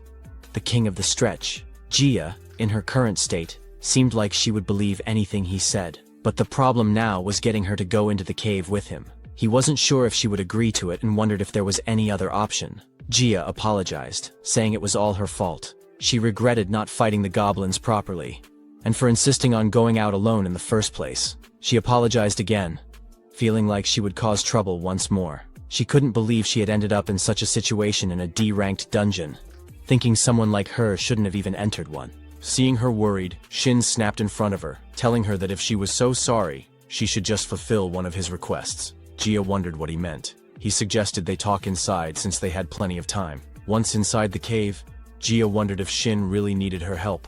While she had been an A-rank hunter, she didn't have much experience in dungeons and couldn't even fully understand what he was trying to say.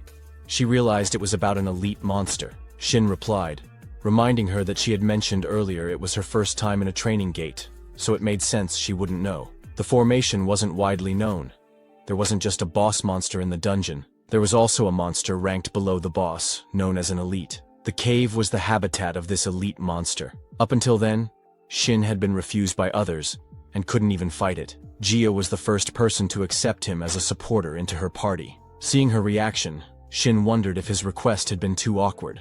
Gia agreed to help if he was fine with it. She thought it was the right thing to do, especially since he had helped her escape from a dangerous situation. She understood how painful it was to be unable to join a party and wanted to repay him for that. As Gia was thinking about helping Shin, the mana detection machine suddenly beeped.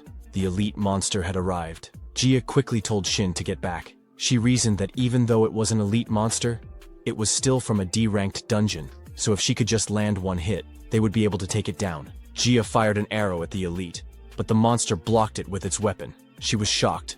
How had it blocked her shot? She had mistaken the situation and realized she needed to attack with all her power. The monster rushed toward her, but Gia froze in that moment. Shin pulled her back, causing them both to fall, and the monster's attack missed.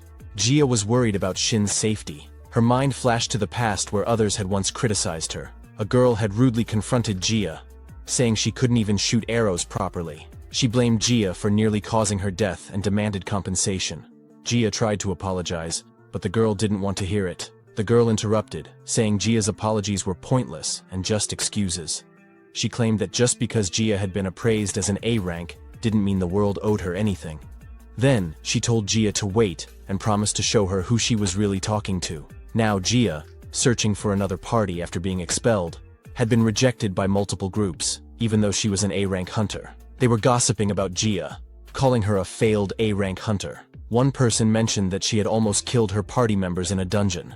Another said they heard that Gia couldn't even kill a weak monster, which was why she was being rejected from even D-ranked parties. They wondered what had happened to her talent, questioning if she was going to be like this forever. Gia stopped listening, feeling the weight of their words. Birds, she thought to herself. Maybe she should just quit being a hunter after all. Because of her, even Shin was getting caught up in trouble. The elite monster wasn't attacking her directly. Instead, it sent its sword to block her attacks, telling her that fighting wasn't really its thing. Gia was surprised to see Shin stepping in. He calmly told her that he knew it wouldn't make sense, but asked her to listen carefully. If she could calm down and follow his instructions, they would win. He thought to himself that he had set the stage, and in such an urgent situation, there was no problem activating it. All he needed to do now was buy some time. He told Gia to look carefully at the monster, and if she did, she would be able to see something. Then, she needed to fire at that spot with all her power. Gia stood up, sensing something shift. It felt as though every fiber of her being was bristling. It was uncomfortable, but she pushed through, getting into position to attack. She could now clearly see where to strike. She knew this was her one chance and decided to put everything into a single arrow. With determination, she fired at the elite monster. Shin watched as the arrow hit, and the monster was blasted away. He realized it had worked. The conditions had been met. It seemed like it activated for no reason, but he knew it was all worth it.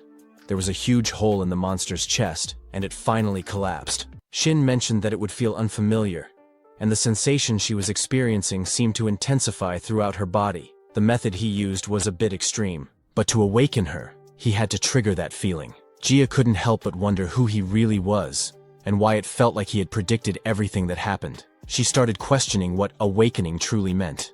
He told her not to rush, assuring her they had plenty of time, but she insisted, demanding he stop changing the subject and just give her a straight answer. Just as she was about to say more, she fainted. Shin carried her on his back, commenting that making allies was tough, but at least he had managed to sort out that one thing. They made their way out of the cave, and when she came to, she told him she didn't understand why she had acted that way. It felt like she hadn't even been herself, and she couldn't believe she'd been so rude to someone who had saved her twice.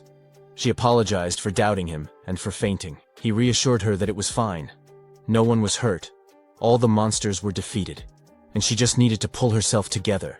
But tears welled in her eyes as she agreed. He then asked if she could hand him the necklace he had given her earlier, before they entered the cave. She stood up to give it to him, and when he saw its color had changed, he realized she had used it. He reminded her that it was the myqx sensation, something they could only obtain in an A-ranked dungeon like Harpy's Refuge. The ability of that item was to enhance the senses when specific conditions were met. The ability would activate automatically, rapidly heightening the user's senses beyond normal human limits, allowing them to tap into transcendental perception. The tricky part, however, was meeting those conditions. The user's emotions had to be pushed to the extreme, and for someone with Gia's personality, the most effective trigger was extreme fear. He explained that he had deliberately created a situation where she would feel terrified. It was going to be tough, but as long as he succeeded, he would be able to awaken her, even at a cost. There were very few items like that on the market, and he had given up on using them. But to think that Tahin could acquire one in less than 2 days, that was only possible because Shin had made everything fall into place so easily. However, he knew this was just the beginning. Gia had only experienced the awakening through the item. She needed more practice to reach the level she would have been at in her prime. He told her that her first task was to create a situation where she could focus solely on the monsters. To do that, she needed to change her arrow first. Since she was already strong, it should be fine for her to switch from a short bow to a long bow, allowing her to shoot from farther away. That way, she would naturally interact less with the monsters, and situations where she'd get scared, like that day, would happen less often. There were a few other things she needed to work on as well. She thanked him for all the advice, leaving him slightly confused by her words. She explained that she was grateful for everything, even the pendant. She had thought she was going to die without being able to do anything, but when she held that pendant, she felt something shift. It was like everything around her stopped, and she sensed a strange connection. She could see clearly where to aim, as if a target had been engraved onto the monster. To be honest, even though she was an A rank in name, she didn't feel any better than a D rank in terms of personality and skills. No matter how hard she tried to change, she only grew more disappointed in herself. But lately, it felt like she had grown so much in such a short time, just by knowing him. She began to realize she was more capable than she thought. For the first time, she felt excited about herself, and in a rare moment, she talked at length. Just as she was about to say more, he told her that it would be tough to do it alone. He gave her his number so she could reach out if she ever needed him. She smiled, happily accepting, and promised to share her number too. But just as she was about to, he received an urgent message from Tan and decided to contact him once they were out. The scene shifted to the Hunter Association headquarters, where Tahin was on the phone with Shin. After thanking him, Tahin said he'd contact Shin again after the briefing. He agreed to help Shin if he could, then mentioned that the item Shin had given him last time had been incredibly useful. Shin, now already out of the training area and parting ways with Gia, expressed relief that the item had helped and thanked Tahin for agreeing to assist him before ending the call. While Tahin waited, Min entered the room, informing him that the association president had sent word. They could move out now. As they left, Min wondered about the unusual situation. Normally, the president would send an official document, but today, he was summoning Tahin personally. Commissions sent through official channels were always tough, so if the president was calling him in directly, It might mean an S-rank gate had appeared again. Tahin reassured her that it was fine, especially since Shin had agreed to help as well. He said if he fought like he had before, there wouldn't be any danger. He felt it had been the right decision to build a connection with Shin. Min noted that Tahin seemed in a much better mood after the Arakan dungeon raid. She guessed it had something to do with that mysterious maker. He had been acting differently ever since, and she couldn't help but wonder about the unlimited support he'd mentioned. She also found it shocking that the guildmaster would offer such generous conditions, even though Tahin was no longer in the berserker class, which usually made it hard to control emotions. Yet, he was more calculated and cool-headed than anyone. Min couldn't help but wonder if Shin was more capable than she initially thought. But then again, there was no way a D rank could create a weapon that would satisfy someone like Tahin. Since Tahin didn't bring up Shin often, Min decided she would need to look into it herself. They arrived in front of a meeting room, where a man greeted Tahin, asking if he had come alone. Tahin wondered if someone else was supposed to be with him. The man replied that, from what he'd heard, 2 guildmasters were supposed to attend. But since Tahin had come alone, he could head inside first. Tahin then asked if the man knew who the other guildmaster was. The man said the other guildmaster had just arrived. A voice called out to Tahin, asking if it was really him, and mentioning how active Tahin had been lately. Tahin and Min turned around, immediately recognizing the person, who clearly pissed him off. The man smirked. I hadn't thought it would be enough just to see you here. The other guildmaster was Kim Mi-hyuk, and he had come to take a jab at Tahin, wondering who he was and whether he was the guildmaster. Tahin thought to himself that Kim was incredibly annoying. Kim stepped closer, saying that Tahin's guild was capable, but he needed to correct himself. It wasn't the Overkill guild that was the problem, but rather the guild master himself. Tahin told Kim he wasn't free enough to entertain his ridiculous provocations. Kim shrugged, saying that Tahin must be busy purposely choosing and touring low-ranked dungeons, probably wanting some sort of fame from rookies in low-ranked gates. Min was seething with anger at Kim's words about Tahin.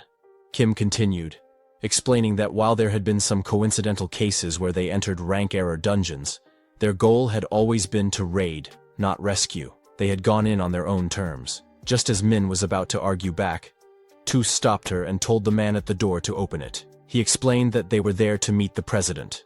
The man agreed, opening the door and mentioning to the president that the 2 guildmasters had arrived. The president responded that he could hear them coming and that those 2 were as troublesome as ever. They entered to speak with the president, while Min, who wasn't part of the conversation, stayed outside. She sat down on the floor, and a man handed her a cup of tea.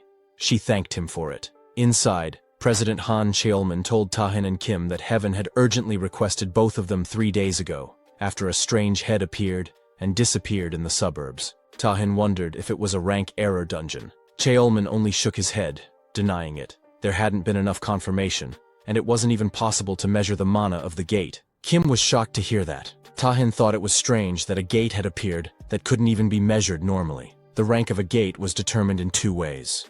First, a special measuring instrument was used to assess the mana of the gate itself, since, generally, the final calculated rank would match the rank of the monsters inside. The second method was by combining reports from the scouts sent by the association. Cheolman continued, explaining that rank error dungeons happened when a gate's mana increased rapidly. But this situation was different since no measurements had even been made yet. Tahin then asked if Cheolman had sent scouts to investigate. Cheolman mentioned that they had sent scouts 5 times, but none had returned. Kim pointed out that Cheolman didn't know the rank of the gate and had no information to share. He hadn't even informed Kim about it right away. It seemed like Cheolman wasn't just trying to shift the blame. They couldn't know how long the gate, with its unknown rank, would stay open. And in that situation, if left unchecked, it wouldn't be surprising if monsters eventually broke through. There had been cases like that before, and every time it had been hell to deal with. Just as Cheolman was about to continue, he was interrupted by Tahin, who pointed out that it was shameless.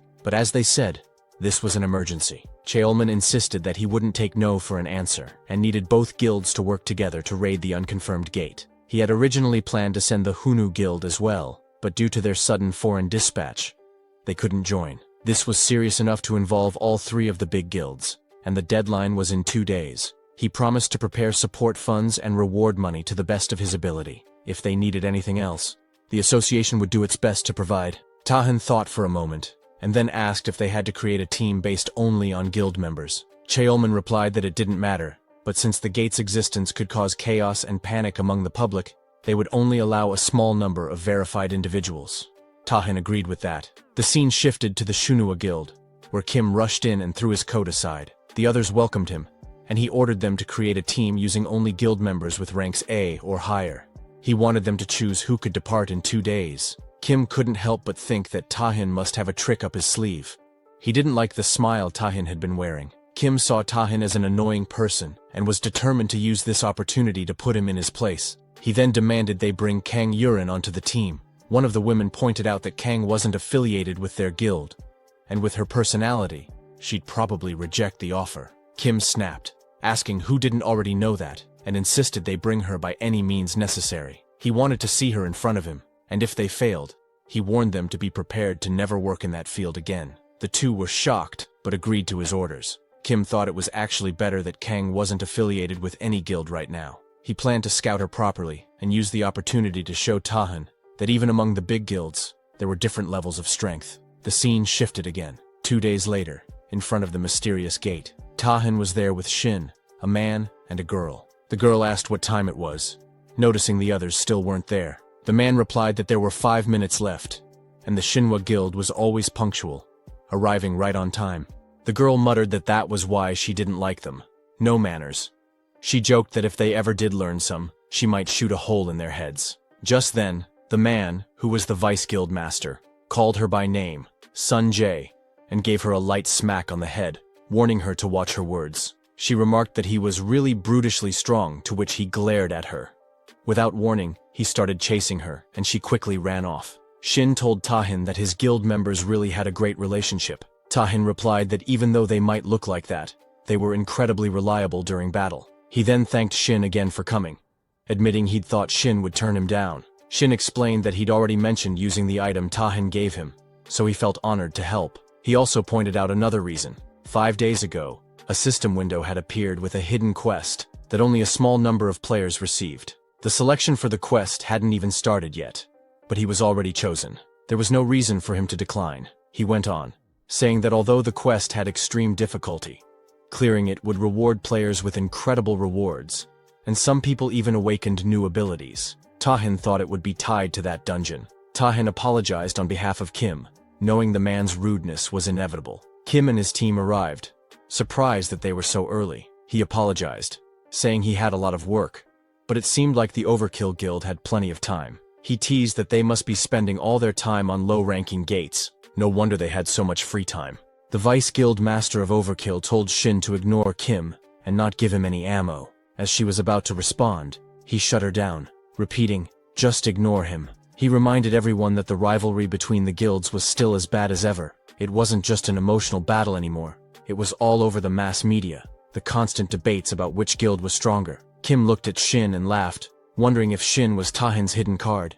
He acted like he had something up his sleeve, but it seemed like it was just him. Kim then mocked Shin's clothes, asking if he was on a trip. He was going too far. Raiding a dungeon was no joke, and it seemed like Shin just wanted to get carried. A girl stepped in and told Kim to stop getting mad. They had a new member, Kang, who had overheard and asked if they hadn't said they had no time to waste. She didn't think they had time to argue, so they should hurry up and go. Sun was shocked to see Kang and wondered about the lineup of their party. She recognized Kang as the strongest element master in Korea, someone who could use all 6 elements and an S-rank sorcerer. Then, of course, there were Kim and Taehin, an all-star lineup. She thought the raid would be a piece of cake, and that she'd gladly let them carry her. Shin, however, felt it wasn't going to be so easy. The dungeon they were about to raid was the same one from his last life. Of the 8 party members who had gone in that time, only Tahin had survived. And barely, using his trump skill afterward. The gate had suddenly disappeared, becoming an unprecedented case where 7 high-rank awakened were declared missing. The association had worked hard to censor all the information, so there was almost nothing left about the dungeon. Shin couldn't guarantee they'd defeat it this time. They entered, and Kim attacked a doll, killing it easily. He chuckled, calling it so easy. Shin was left wondering why it seemed so simple. As they were heading back to the gate, Shin mentioned how cool the place was. The Vice Guild leader told him to lower his voice. Suddenly they noticed the gate was closed. The Vice Guild leader of the Overkill Guild tried to open it but failed. He suggested they break it open with force. Shin said, "You want me to break it too?" A few of them attacked the door, but it didn't even budge. Kim told everyone to step aside as he would handle it.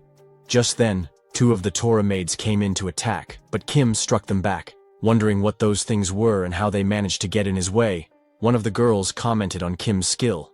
Kim replied that it was no big deal and asked why he would waste his skill on something so trivial. She then noticed that the monsters were resurrecting. Kim explained that they had a resurrection ability, and that they would need to be at a certain level to even stand a chance against him. He created 2 giant hands to strike them all at once. The others were fighting the monsters too. Shin and Kang were standing quietly, and Shin asked why she wasn't fighting. She asked the same of him. He explained that he was a support-based production class.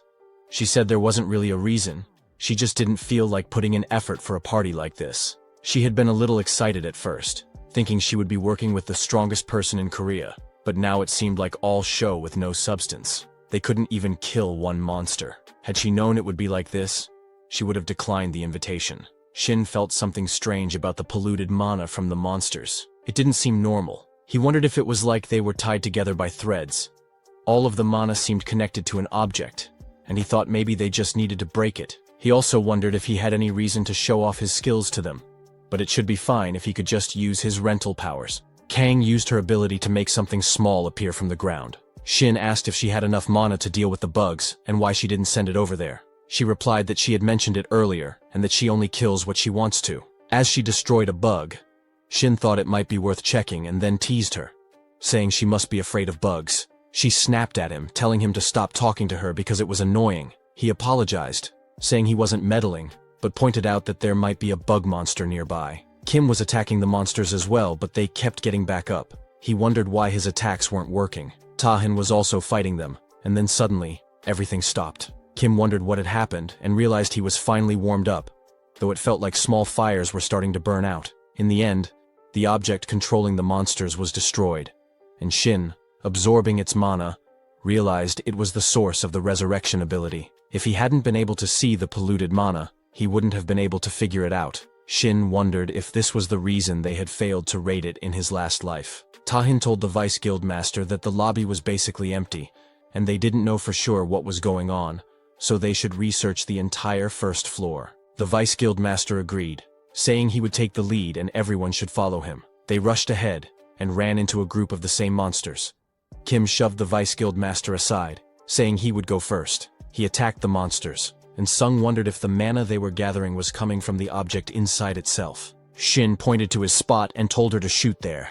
She got confused, asking if that would break the controller. Shin told the others what was happening, and in a second the situation was cleared. There wasn't much to it. Shin thought to himself how quickly they had cleared the first floor, moving through the rooms so fast. Then they reached the stairs, and Taehin said that since they had finished the first floor, it was time to head to the second one. Kim called him a bastard, and told him not to act like a leader since he already knew what was going on. Taehin told his people to follow him, but as they walked, Kim thought Taehin was ignoring them. He was determined to crush Taehin's pride too. Suddenly, Kim felt pain and realized he had pushed himself too hard just fighting. He then said they should go, and the girls suggested they go together. Shin felt something was bothering him from Taehin's words. Nothing seemed wrong, but he needed to check the room himself. So he entered alone and saw some man ahead of him on the second floor. They were attacked with strong power, and Kim said he didn't have time to use his skills. The others were surrounded, and were doing their best to protect themselves. Taehin asked if everyone was fine, and thought of the invisible monster, sensing it was of a high rank. The Vice Guild Master said he was fine, and Sung added that she was okay too, but she couldn't see Shin. Taehin was shocked to hear this. As he looked around, he realized he hadn't noticed Shin and wondered what had happened to him. He called out Shin's name loudly. Meanwhile, Shin, still in that strange room alone, thought the battle outside was going badly. He had finished absorbing the mana and knew he needed to rejoin the group quickly. But as he turned, the door was already closed, and he wondered if there were any enemies inside.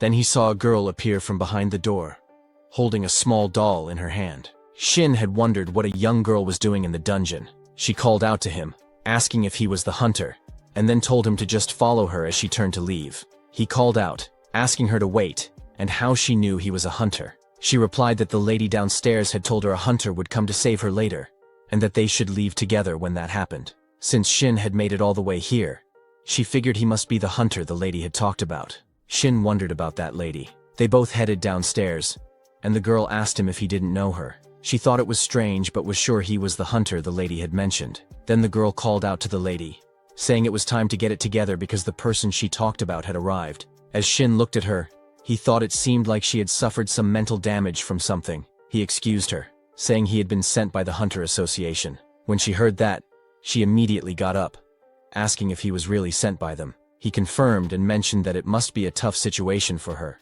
but he wanted to understand what happened. She got on her knees, visibly relieved, and thanked him. She then explained that she was the 4th scout sent into the dungeon. Since the first 3 scouts didn't return, she was ordered to investigate and search for them. However, as soon as she entered the dungeon, dolls from all directions started charging at her. She was taken aback and tried to leave through the gate, but for some reason, the door was closed, and the wooden top was blocked, trapping her inside. Shin thought they were in the same situation, and asked if she knew what had happened to the other scouts. She nodded and explained that she had called out their names to check from the entrance, but something felt off. They seemed unconscious. Suddenly, the others tried to attack her, so she ran and ended up meeting the girl who had helped her a lot. She said the lady had played with her too much. Shin asked for the girl's name, and she replied that she was Elizabeth, but preferred to be called Beth. He suggested they leave together for now since staying there alone would be dangerous. She replied that the outside was even more dangerous on the 2nd floor.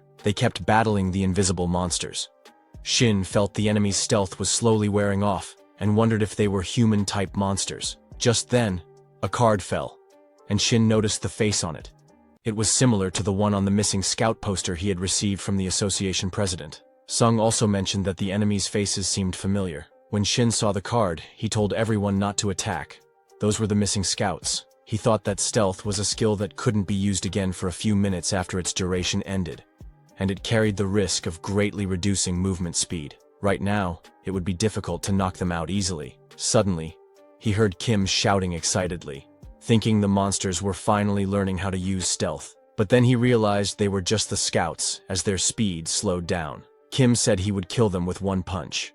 He attacked, and Sung even shot at him, aiming for his nose. This only made Kim angrier. Kim had gone insane, pointing out that those weren't monsters but people they needed to save. There might be a way to bring them back to normal. Kim wondered what that way was, but as he felt the killing intent from the others, he realized there were only 2 choices: kill or be killed. No matter who it was, anyone showing hostility toward him would die, and these scouts were no exception. The unconscious scouts got up to attack Kim, and he warned Sung that if she tried to block him again, she would be the first to die. Sung, furious at his words, was about to act when Shin stepped in between them, telling Kim to stop and hoping he would listen.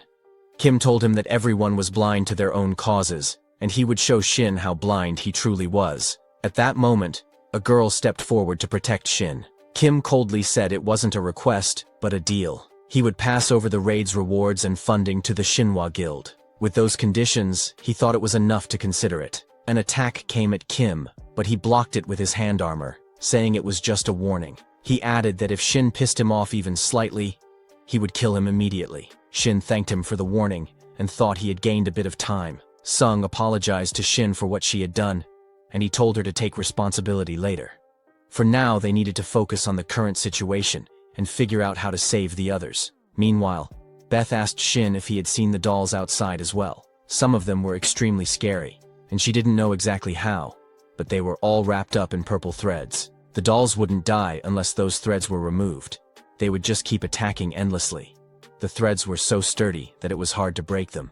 She asked if he also thought it was scary. Shin then asked if the dolls would return to their normal form once the threads were removed, and if it was possible to turn his colleagues back to normal. Beth replied that she had heard they needed to stop the device attached to the dolls' bodies once the threads were gone, but if they tried to forcefully remove the threads, the body would collapse. She wasn't sure if that would help though. Shin thought it was a tough question, but she had answered it so friendly and clearly that he was reminded of another question. On the 2nd floor, they realized that 30 seconds after stealth was released, they would all be dead. Sunan worried and asked Kang if she could help by blocking their movements with ice or something. Kang warned her not to cross the line, as the situation was already frustrating her. The countdown continued, and then Kim used his power, getting riled up. He jumped to strike, but was stopped and realized his skill had been nullified. The pain from earlier was starting to return. Someone told Shin that he had stopped his abilities at the perfect time.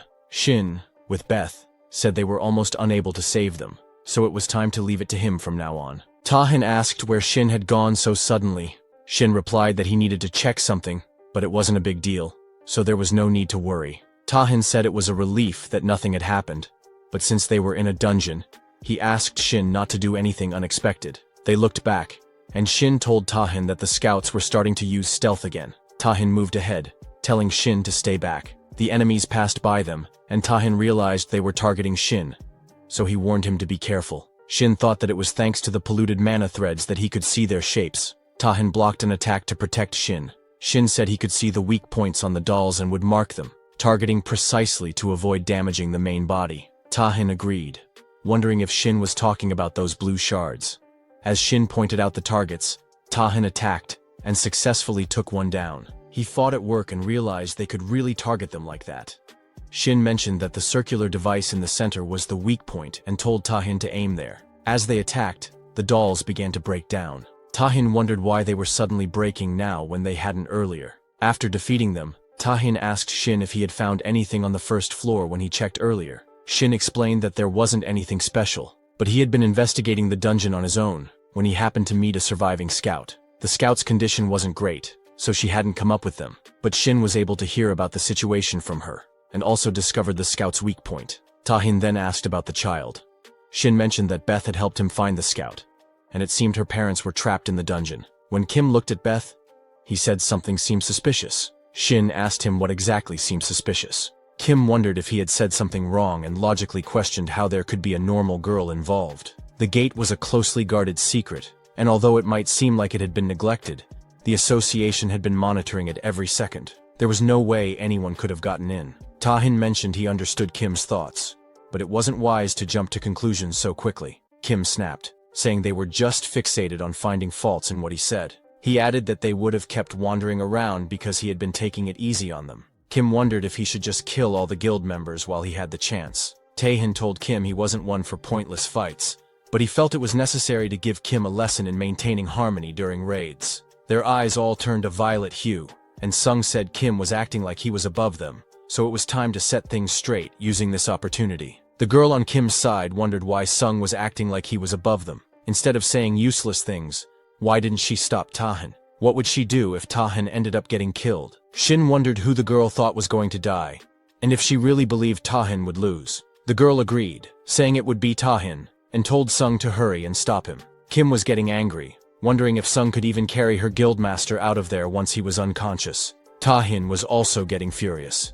Both of them were charged up with their powers, challenging each other. Shin felt something and wondered what was going on with the situation, and why their emotions were escalating. Beth had an aura around her and said all she did was push their emotions a little, but they were fighting like crazy, which was pathetic. She thanked Shin for helping her easily use the brainwashing skill on them and mentioned that she needed to get close without raising suspicion. Shin realized he had originally thought of her as a childlike monster. He wondered when he started seeing her as a normal child. Had he been brainwashed since the first time they met? He realized it was too late, and that he needed to stop it before everyone got brainwashed. As he tried to move forward, the threads held him back, and he became worried. It wasn't just him, everyone else seemed to be affected too. He wondered if this was how everyone was getting brainwashed, thinking that she would use the corrupted mana to manipulate not only the physical body but also the mind, and yet, he hadn't caught on to her lies. Suddenly, his passive skill, mana absorption, activated, and he realized she had chosen the wrong opponent as he absorbed their mana. Kim wondered what was happening. Beth realized that Shin knew how to absorb corrupted mana, and she found it amusing. Shin shouted at them, telling them that Beth was from the academy, and they needed to attack her. Beth called out to her parents and they both appeared. She told them that these people were bullying her and asked for punishment. Kim prepared to attack, saying he would kill them all in one blow. Beth told Shin it was time for him to show off. Kim launched an attack, causing damage to the area. Tahin asked him what he was doing. Kim was now under Beth's control, and the thread was working its way inside him. Beth was pleased with the results. Shin wondered if the corrupted mana he had sensed from Kim's hand earlier was because of this. Beth said that Lewis liked to hide behind those who were shy, so no one noticed. She found it fun that in this situation, they had to face their teammates as enemies. With their teammate now turned into a doll, she wondered what would happen next. Tahin got ready to attack Kim, saying he would quickly apprehend him, and asked the others to assist him. The others agreed. And just as they were about to move in, Kim created a barrier around himself. Shin wondered what it was. A girl explained that it was a skill Kim activated whenever he felt his life was in danger. The barrier was impenetrable and couldn't be interfered with for a set amount of time, and once it was active, it would stay up for several hours. Beth said that with one person already unable to fight, she only needed to deal with the three of them and end it quickly. Shin could tell just from the energy he felt from them that these dolls were different from the others he would encounter. Each one felt like a tough dungeon boss, and ignoring the two guards to pass through would be way too dangerous. It would be safer to face them head-on, even if it didn't feel great. It might just be a gut feeling, but something about them seemed off, like they weren't just typical control-type dolls. Tahan asked to take on the female doll while he would handle the male one. The plan was to focus their firepower on them and end things quickly. Sung was on board with this. As the male doll charged toward Tahan, Tahan was ready with his flare sword. Shin watched the boy working with an ice piece and some mana threads, wondering if it was a skill that could turn enemies into dolls and control them. Was there a bug in the system interfering with Kim's impenetrable shield? Shin suspected this ability had something to do with turning hunters into dolls, but no matter how much he thought about it, something didn't add up. The transformation Kim had gone through had been instant, even after he absorbed all the polluted mana from everyone. So before he used his mana absorption, when everyone, himself included, was tied up in the polluted mana threads, Beth had the chance to turn them into dolls, but she didn't do it. While the other members were fighting, Shin kept thinking, if Beth was just playing with them, why would she reveal herself? Not only did she lead him to the Lost Scout, but she also taught him the weak points of those who had turned into dolls. After gaining his trust, she quickly showed her true colors, making everything meaningless. No matter how much he thought about it, something felt off. These weren't the actions of someone who enjoyed internal conflict. It was almost as if she was being forced to fight. Kim managed to land a hit on Tahan, and Shin noted his incredible durability. But with the weapon Shin had made for Tahan, he could channel his power into it and maintain control, making it ready to explode. Shin kept thinking it was unfortunate, but at least they had the weapon for situations like this. Then Sung called out to the Vice Guild Master, saying it was enough and that it should be soft enough now. She fired an enhanced bullet, creating a massive hole in the chest of the doll, but it was still alive. Tahan, fighting Kim, realized things were trickier than he expected. What surprised him most was that there were no variables other than simple physical attacks. He found there was only one left to worry about. While he was concerned about mental-type attacks, he knew that as a berserker, he could resist them to some extent. He then told everyone to stay paired unless there were other orders. They needed to watch out for mental attacks and stay in their current positions.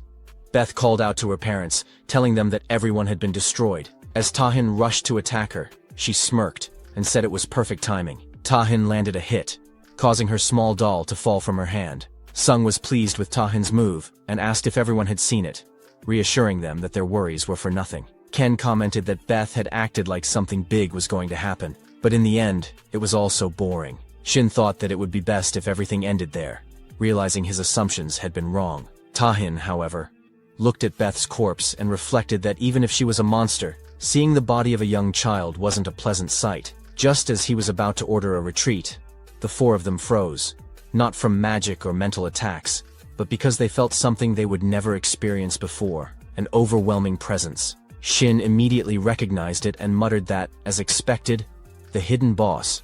The system screen displayed the main and additional goals, along with their rewards. Beth appeared in her true form as a vampire, thanking them. She explained that she had been waiting for people who could destroy her parents, and instead of that, they betrayed her. Now, they would live eternally with her power. Beth was furious. She called them ungrateful rat bastards for abandoning her in that useless body, and now she finally felt alive. How long had it been? She hated every second of it, spending all that time in such a weak form. Kang snapped at Sung and the Vice Guild Master, telling them not to just stand there like idiots and to prepare for what was coming. Kang realized that while Tahan was talented, facing a monster like Beth alone was impossible. Beth smiled and told Tahan that he was being cute, but called him a rat bastard. The three of them were confused by her words. Beth then said, "Let's see, shall we?" and added that she would enjoy a meal for the first time in a while before using essence drain. The group began coughing up blood. Kang thought to himself that high-ranked undead were skilled at absorption-type magic, but from that distance, with this many people, she could suppress them without needing to activate any conditions or prepare in advance. Just how much of a monster was Beth, really? Tahan activated his flares, and Beth commented that he was strong.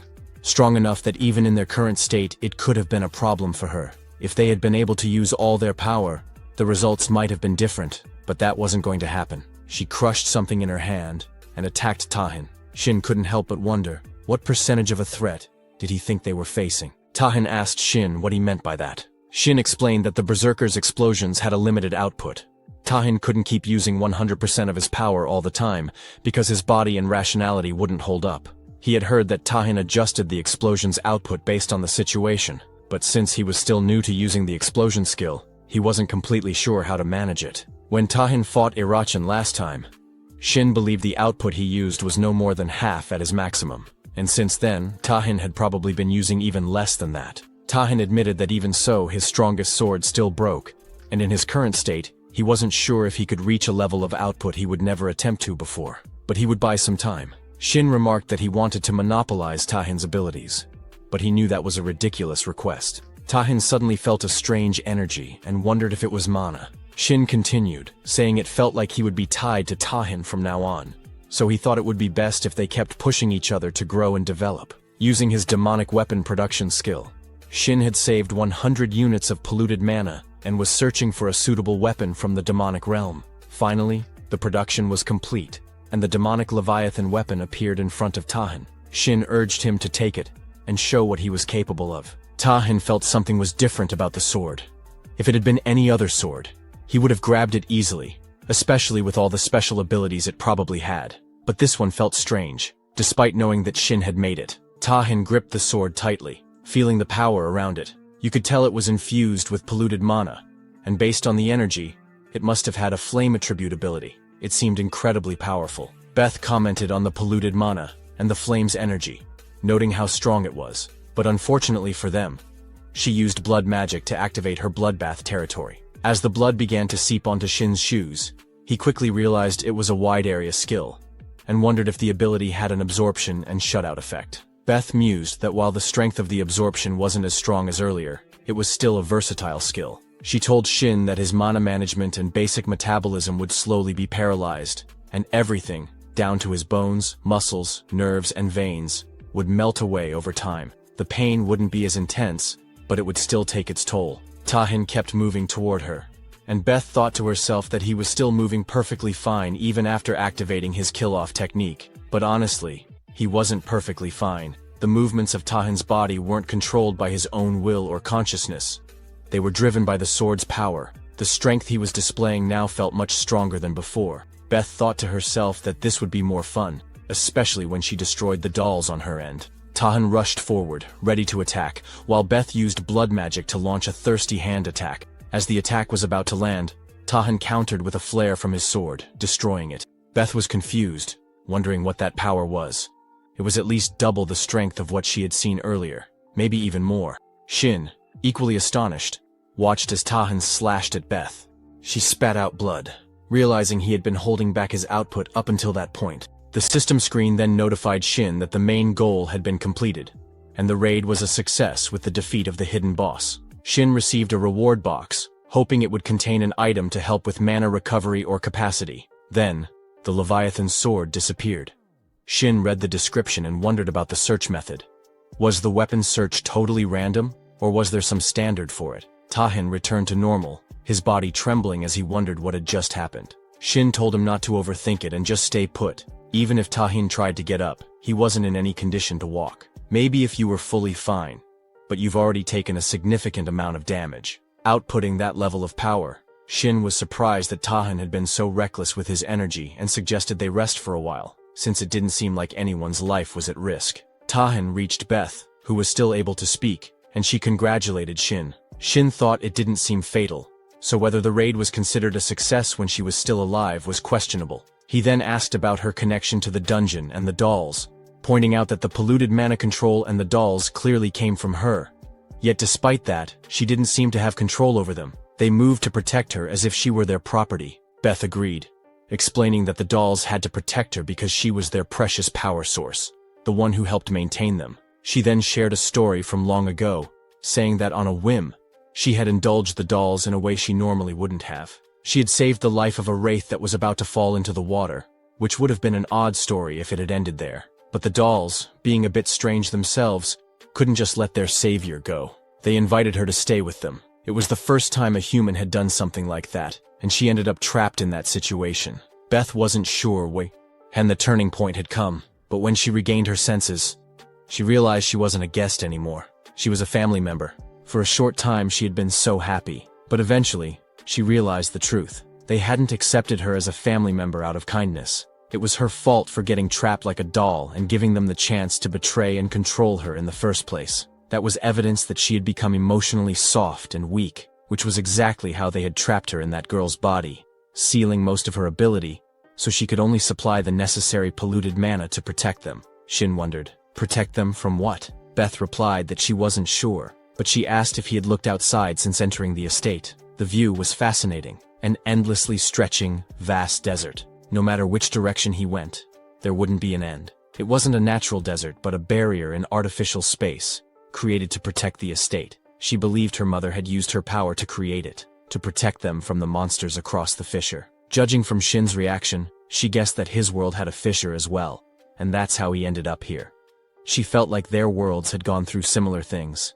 Fissures appearing in the sky, humans awakening to mana, and one by one the gates opening, and from those gates came monsters, much worse than a vampire like her. Shin approached her and asked how her world had handled the calamity caused by the gates, and how many years had passed since the first fissure. She replied that the calamity was inevitable. Unfortunately, she didn't witness it firsthand. After being trapped in that body, she spent dark years unable to move. During that time, her world fell, and the estate became isolated. She had only recently regained the ability to move, and since that moment, the system window had appeared before her eyes. Shin understood that she was referring to the system window, and realized she was a player too. Noticing the confusion on his face, Beth acknowledged that he probably had a lot of questions. She apologized, admitting that she didn't think she would be able to answer them all. Then, as her body started to break down, she mentioned that death wasn't so bad after all. Shin thought her body was collapsing, but the system window notified him that the demonic cycle of control could be used. He opened it, gave a small smile, and did something to her neck. She asked what he was doing, and he replied that it wasn't just a coincidence. I could say it wasn't necessary to use it until now, but personally, I was curious. The system then announced, upon successful equipping, the relevant monster will be held from their critical condition and become a subordinate familiar to the player who equipped the item. Shin mentioned that while he would see many players with familiars, this was a first for him, having a player as a familiar. Finally, the contract was complete, and the screen showed that she had been registered as his familiar. He mentioned that while he didn't expect her to take on a different form, it was still a surprise that she turned into a cat instead of a bat. Even her necklace had transformed to match the change. She shifted back into her human form, telling him not to make her fall in love with him, and accusing him of using her as a familiar. She said it was more than just humiliating. It was painful. He wondered if she could even maintain her human form for long, but it seemed unlikely. Still, she had no right to refuse this humiliation. The screen flashed a message explaining that if corrupted mana, or any mana, was supplied, the lock on the familiar abilities could be temporarily disabled. He found it strange that a familiar couldn't even do something as simple as transform. He wasn't sure what to make of her, or what he could use her for, but now they were stuck together. As she changed back into her cat form, he picked her up. She asked him to let her go, but he teased her, wondering if she could still communicate in this form. The conversation drifted from their earlier topic, but he was curious. Had she truly been betrayed by those people? She seemed confused, asking what he meant, but he reminded her that she had already told him everything. He told her not to repeat it again. He understood now. He got up, but continued, saying that something still wasn't adding up. She explained that they had stolen her power for their own survival, but she wondered if living like that even had any meaning. He didn't fully understand what had happened, but her family didn't seem very impressive. He wasn't even sure if they had any real rationality or just egos. Rather than being living creatures, they were more like dolls programmed to move in a set pattern. Beth told him there was nothing they could do about it. The mentality of humans was meant to evolve to fit their physical bodies. They had ended up this way because they had forcibly used corrupted mana, causing their egos and rationality to wither away. She then asked if he expected her to feel sympathy for those people. He denied that, adding that if it were him, or most humans, they wouldn't choose to continue living like that. Shin then thought about the father doll. wondering if he had moved bodies. Beth asked what he was getting at. If it weren't him, she said, he wouldn't have chosen to continue a life like that. So what was the point of saying something like that? Shin used his power to create a purple orb, calling Beth to him. She flew over, thinking how even a simple command like that had a compulsion behind it. As they got close to the orb, Shin told her that she might not be aware of it, but the orb was known as an essential crystal. It was usually used for black magic-affiliated spells, and could store a part of her own mana and soul within it. Those people must have taken her power and stuffed it into the doll, bringing their source into it. They might not have had enough power, but they were clearly quite technically skilled. Beth wondered what he meant, and he asked if there wasn't another way. They then appeared in the house where the family was talking around the dining table. The lady said she had seen thousands of different visions over the past few days, but the results were always the same. The conclusion was that something was happening between two different worlds. In the last few years, that frequency would continue to increase uncontrollably. Even if they postponed it as long as they could, it would be too late to properly prepare for what was coming. Beth thought that this wasn't the present reality, but must have been a vision based on memories. She wondered if those were the father's memories. The father then asked about the method and the different dimension hypothesis she was researching. He said if that was the case, at least their family might survive. The mother mentioned that if they received Beth's help, they could at least separate the land around their estate, but the real problems would come after that. If their world collapsed, the estate would be trapped in the space between two dimensions, floating aimlessly until someone from another world discovered them. It could take hundreds or even thousands of years, and in the meantime, it would just be waiting for a slow death. The father was clearly worried, and the boy was adamantly refusing to use Beth. The mother wondered what he was talking about. He mentioned that, as she had said, they could only survive for a few more years, but Beth was different from them. Couldn't they at least save her? The reason their family was still alive was all thanks to her actions on that day. If it was a fate they couldn't escape, he thought at least one member of their family should survive. But there was no way she would cooperate with them. They had all tied her with a thread. She was wondering why they had done that to her when she had trusted them all. They felt deeply sorry for her, and summoned crystals into their hands. The boy spoke up, wondering if, after transferring their consciousness into the doll's body, it would still retain their human minds. The father replied that yes, it would. For a while, maybe even a few decades or 100 years, but eventually, their human consciousness would slowly fade away. After about 200 years, they probably wouldn't even remember who they were.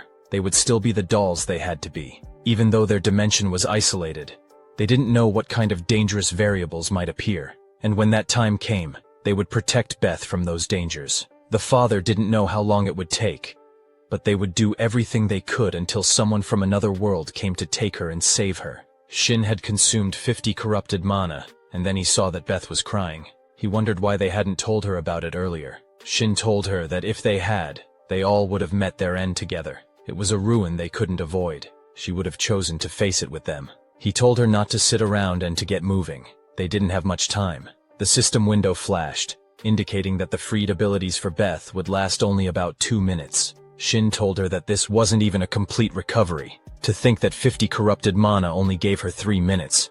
He wasn't going to waste that expensive price for her to keep crying like this. He thought it was her role to conclude things. At the very least, these were the ones who had stayed as dolls all this time, protecting her. The conclusion was that she should help them find peace. Beth stood up, telling him that she couldn't do something like that. How could she? He told her not to be so pathetic. Even if their destruction and deaths were inevitable, they could have organized everything and chosen to live their final moments in happiness. But those people chose not to do that. They trapped themselves, sealing themselves into a life sentence without an end. Just for her. It wasn't for her or for him. But she should at least do something for the devotion of her family. It was the least she could do. She didn't understand the meaning behind her family's actions, but then she used her power. The system screen showed that the additional goal had been achieved. Shin had discovered the truth about himself. Finally, the dungeon raid was completed, and they were taken out by others, as they were all severely injured. Shin was walking on his own, and mentioned that he felt like he had been in there longer than expected. He couldn't say that in front of Beth, who was still in cat form.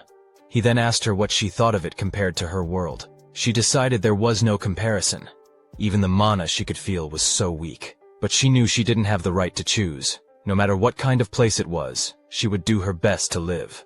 That was her obligation. The scene shifts to Kang's house at night. She muttered about why she couldn't give up drinking, finding it so annoying. Then, she sent someone and asked what a rat was doing there. Was he there to ruin things? Until the end, the boy, turning on the light, replied that she had called him a rat, which was rude. He said he was just waiting for his colleague, having a glass of wine. Exhausted from longing, he figured she could understand that much. She used her power, telling him it was enough of his nonsense, and demanded to know why he was there. Do you want to pay for the bottle he opened? Even his life wouldn't be enough. He slammed the table, frustrated, and said she was being so mean. He wasn't there for personal reasons. He had heard that she had gone to an unconfirmed dungeon, and as she knew, he was quite interested in those. So he had come to hear about how fun it was. After she told him everything, he understood that she hadn't seen anything at all. It surprised him that the tall and proud queen would black out so pathetically in the middle of a raid. She told him to shut up. The situation had gotten so weird. Even if she had been unconscious, she had confirmed the results with her own eyes. She saw Tahin finish the boss with just 2 swings of the sword that Shin had given him, and even considering a berserker's explosion, it was an unprecedented amount of power. The boy agreed, mentioning that the S ranks were different, and so far, it was definitely worth hunting. But Kang wasn't so sure.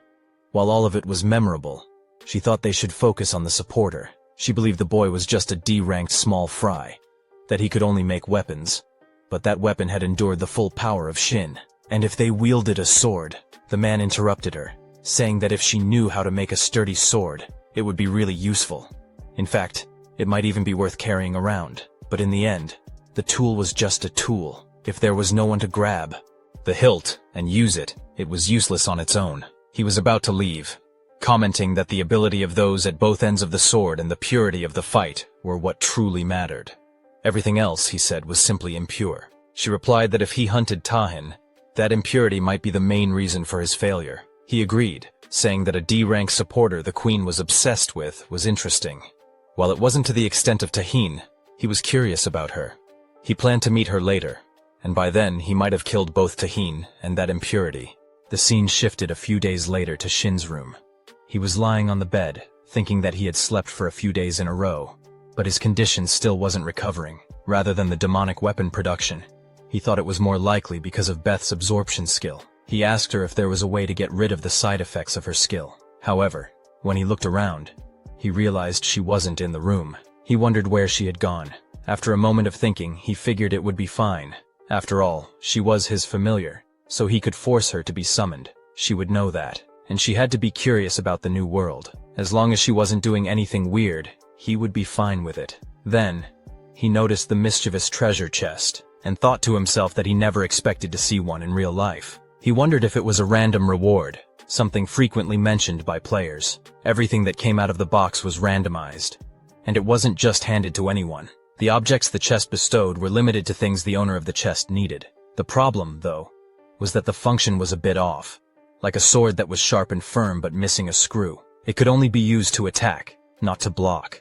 Or like a shield that could absorb any impact without recoil, but would also randomly reflect that impact onto someone else. And despite its extreme weaknesses, what made it so wicked was that it wasn't an unusual item. There were many cases where people tried to use equipment matching the conditions somehow, and still ended up seeing blood. If there was one item he needed right now, it was something with the ability to recover mana, or increase the total amount. He wondered what type of item would come out and whether it would have any weaknesses. Finally, he opened the chest, and a blue light glowed inside his room. He found a ring called Trader's Gluttony, which allowed the wearer to use the skill Mana Drain. He was confused, and Hey in the system screen popped up, explaining that the function depended on the amount of favorability the target had toward the wearer. Frustrated, he threw the ring aside. At that moment, Beth entered the room. Shin thought that the drain ability itself wasn't bad. It was kind of overpowered. But the condition was favorability, and the name of the item was ominous. Beth mentioned she didn't know why he was angry, but it felt like he had a guest outside, referring to someone as an idiot who had come by. Shin looked out from his apartment and saw Kim getting out of a car. He wondered what was up with the state of this neighborhood. What kind of place was Tahin letting his supporter, Shin, live in?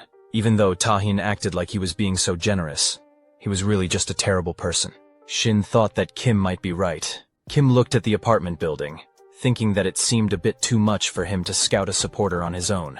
But Shin was valuable enough to make it worth the effort. Even without Tahin's report, Kim could feel the situation unfolding for himself. Back then, Shin had done something for Tahin, and the energy that came from him was powerful enough to break through the barrier, reaching Kim for a brief moment.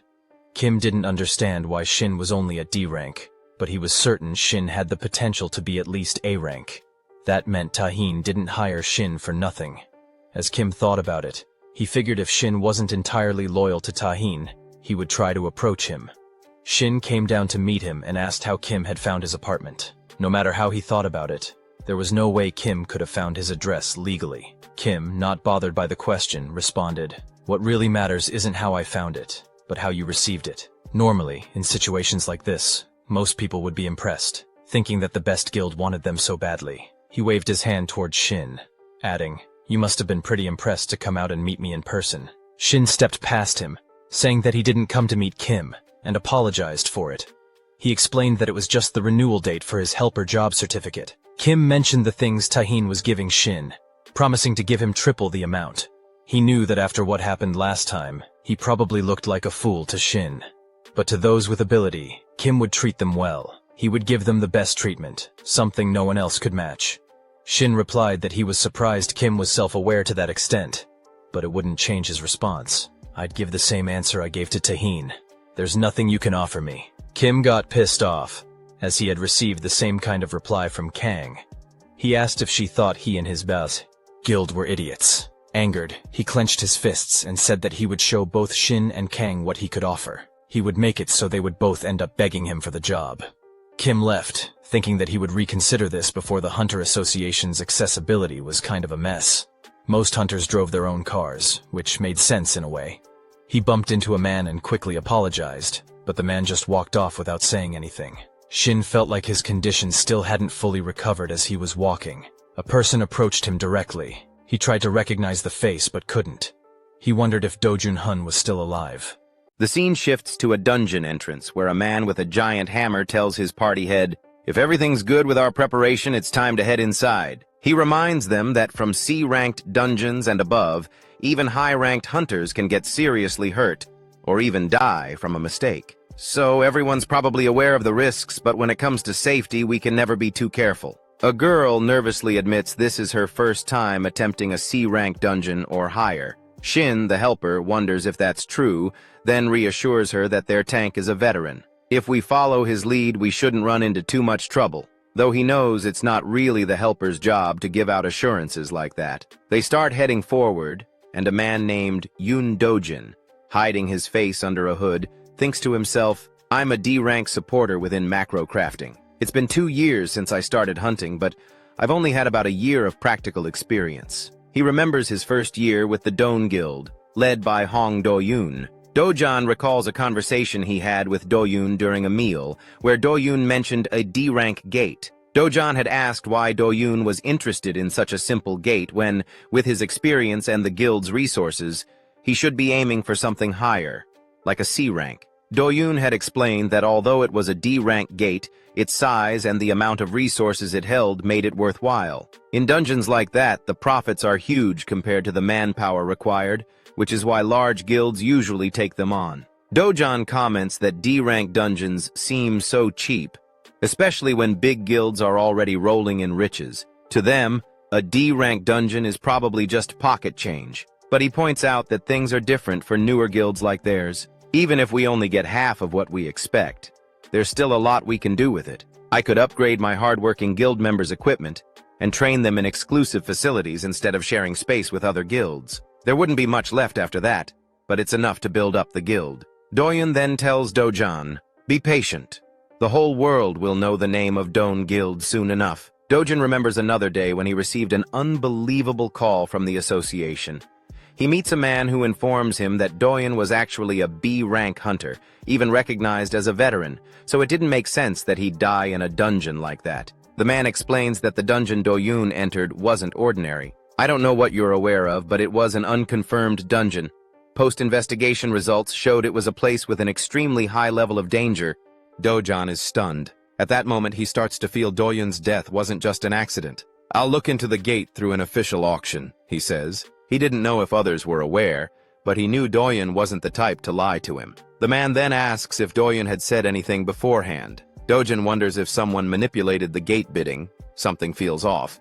But he denies it, telling the man, "That would be beyond simple common sense." The man informs Dojin that Doyun's body will be transferred in 2 days once the investigation is complete. He hesitates before adding, "It's fortunate we recovered his remains, thanks to one survivor. Because of him, we collected all the bodies easily." Dojin wonders who this survivor is. The man admits he doesn't know the full story, but says the survivor was just lucky. Pushing these thoughts aside, Dojin refocuses as the team arrives at the dungeon. The leader calls out, "Let's get started and enter the gate.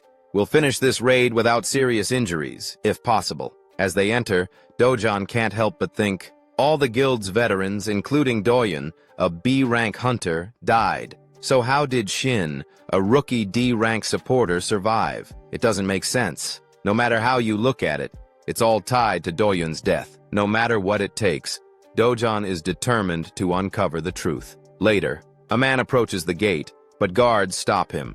Only raid participants are allowed in. The man claims he's part of a party and must have gotten the wrong time. He shows his permit and asks them to check. As the guard verifies, the man mutters, "These crazy people would show up at all hours if they weren't connected to the raid." The guard confirms approval, and the man says, "What a relief." "What was that?" the guard asks. "Just that I'm relieved I can get in," the man replies. Under his breath he adds, "If I couldn't, you'd all be dead." He wonders about Dojon inside the dungeon, thinking, it'll be interesting to see what kind of abilities my hero candidate has. Inside the dungeon, the party has just defeated the Hate Duke monster. The team leader says, "We finally took it down ourselves." But Dojon senses something's off. There's no way this was a C-rank dungeon. In fact, I'm sure it's a high-level B rank. If they'd kept their abilities hidden until the end, it could have been deadly. The leader thanks the dealer, saying, "I never thought such a talented person would be with us." Dojon denies it. Even though the dealer helped, it was only about half of what was needed. He recalls the battle. While the leader fell back, Dojon had stood his ground, facing the monster head-on. "If I'd brought my usual equipment, it would have been much easier." Shin comments, "Looks like you need new weapons. I'll make you a pair." Then he asks, "Will you forget about your abilities once we leave?" Dojon tries to shake off his thoughts. The strength, cutting power, and weight of the weapons were all far superior to his usual gear. Who materializes high-level weapons this easily? Is Shin really just a D-rank supporter? Dojon calls out, "Shin, who are you really?" Shin replies, "I should be the one asking. We haven't introduced ourselves yet." But Dojon already knows his name. Removing his mask, he rephrases, "Do you know Doyon, my older brother, and the guild master of Don Guild, which you were part of a year ago?" Shin seems confused. Dojon continues, "I don't care about your identity. What I want to know is everything that happened to my brother a year ago, and your connection to it." Before he can say more, an attack is launched at him. Dojon quickly draws his twin swords, wondering if a monster remains. But instead, a man steps forward. "An unexpected turn of events," the man says. "Even though your best days are ahead, I didn't think anyone could deflect my attack. To think someone like you is still alive, and I've already killed the others." Dojon tenses. He hadn't even noticed the man's presence. This strength, is he a berserker? He's definitely a few steps above me. "No need to be scared," Dojon says. "Just relax." The man smirks. "I heard there was a D-rank supporter mixed in, but it turns out to be Impurity Boy Shin." Shin frowns. "What do you mean by that?" "A shame," the man continues. "I'd hoped you'd put up more of a fight, but that doesn't mean I'll let you live." Dojon realizes he knows Shin too. The man swings his giant sword. "Let's see if you have something to offer. The hunt's more fun if you do." Dojon braces. The force behind the strike is overwhelming. "I can't clash head-on more than once or twice. If I'm hit, it's over. I have to dodge and find an opening." As he rushes in, the man taunts, "Seems like Shin the bastard is useless." Shin protests. "You're wrong." The man scoffs, until Shin and Beth both shout, "It's actually 3 against 1. The system window shows that since Shin didn't have the sab-polluted mana, his stamina and mana would be drastically drained instead. Beth will also be forced out in 10 seconds. Shin, injured and in critical condition, thinks about what he's gained in exchange for the damage. Just a brief summon, but even so, it's enough time to put an end to this fierce fight. The man attacks them, but Beth uses her fog skill to make it difficult for him to see clearly. The man mutters that it's unfortunate, but pure physical strength-based attacks aren't scary at all. He also notes that while Dojin seems similar to Shin, there's a noticeable difference in their levels. He's sure that Dojin's weapon plays a big part in that. Beth then says, "Looks like it's time to say goodbye." Seizing the moment, Dojin rushes into an attack. The man tries to dodge, but in the end, his arm is cut off. As Beth begins to fade away, she comments, "It's not bad at all, though the ending was a bit sloppy." Dojin thinks to himself that while killing the man might be too difficult, he could at least manage to seriously injure him. There's a huge gap in their basic skills, but in this state, Dojin is certain he has a real chance. Dojin tells the man, "If you want to live, you should just drop your weapon and surrender." He adds that, considering the sins the man has committed, the outcome will likely be the same either way. The man drops his weapon and gets up. While Dojin initially thinks it's a clear act of surrender, he instantly senses that the man has something else in mind. As the man prepares to use his power, Shin realizes it's the corrupted mana. Dojin quickly rushes to attack, but the man smirks and says, "Let's see each other later," before disappearing. Dojin sees the magic circle forming and understands it's a teleportation circle. Shin comments that it's a relief. It's just a simple escape item. If it had been an attack or debuff type spell, Dojin wouldn't have made it out in one piece. Looking at Shin, Dojin asks him what happened with Don Guild and Doyun. Shin promises to explain everything, saying Dojin has the right to know. Later that evening, Dojin and Shin watch as the association's personnel remove all the bodies of the party members. Dojin mentions that it doesn't sit right with him. Those people were murdered by that man. If they both have to lie and claim that the monsters inside the dungeon killed them, Shin replies that they didn't have any other choice. According to the security personnel, they believe the party had 7 members. A few minutes after they entered, someone with an access card showed up late and entered the gate. Dojin couldn't understand how it was possible, so Shin explains that it was, even though it seems unbelievable. He mentions that the certificate they used was good enough to fool the security personnel. It might have even been a real access pass. As Shin had said earlier, a year ago, an unconfirmed dungeon was openly bid on in an auction as a certified one. He didn't know what their goal was, but he was certain that it wasn't something a small group could pull off. If the association caught wind of it, any organization involved would be wiped out in an instant. Shin speculates that the person behind this must be a big player, someone who's important enough that even if they get caught, it won't matter. Dojin probably already understands the basics, but Shin emphasizes that they're not just dealing with ordinary bad guys. This was why they had gone so far as to manipulate the guild members' families, even including Dojin's own. Shin adds that some people might have trouble accepting the reality of it all. Dojin realizes that if they report this officially to the association, those people could end up getting hurt. Shin nods, confirming that's exactly what he meant. After processing everything, Dojin decides to ask one more thing, Shin's ability. He knows it doesn't make sense for him to be a D-rank maker, so why was Shin hiding his true power? Shin replies that if he goes into too much detail, it will take too long.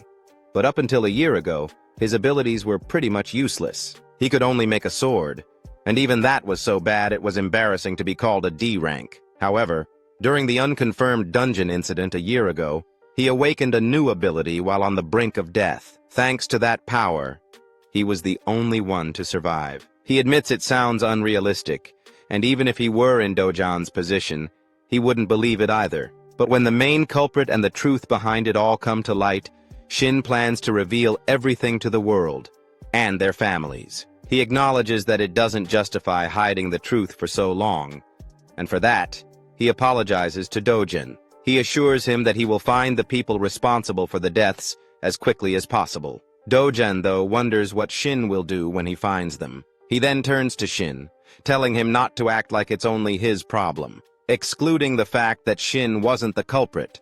There isn't a single answer that Dojin could accept right now.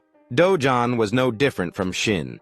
Even though he saw the truth with his own eyes, he still has to keep quiet about it for those who have the right to know. but he will never stop until he makes the people who killed his brother pay. Dojan says he will catch them no matter what, and until then, he's in Shin's hands. From that moment on, they can only count on each other. Scene shift.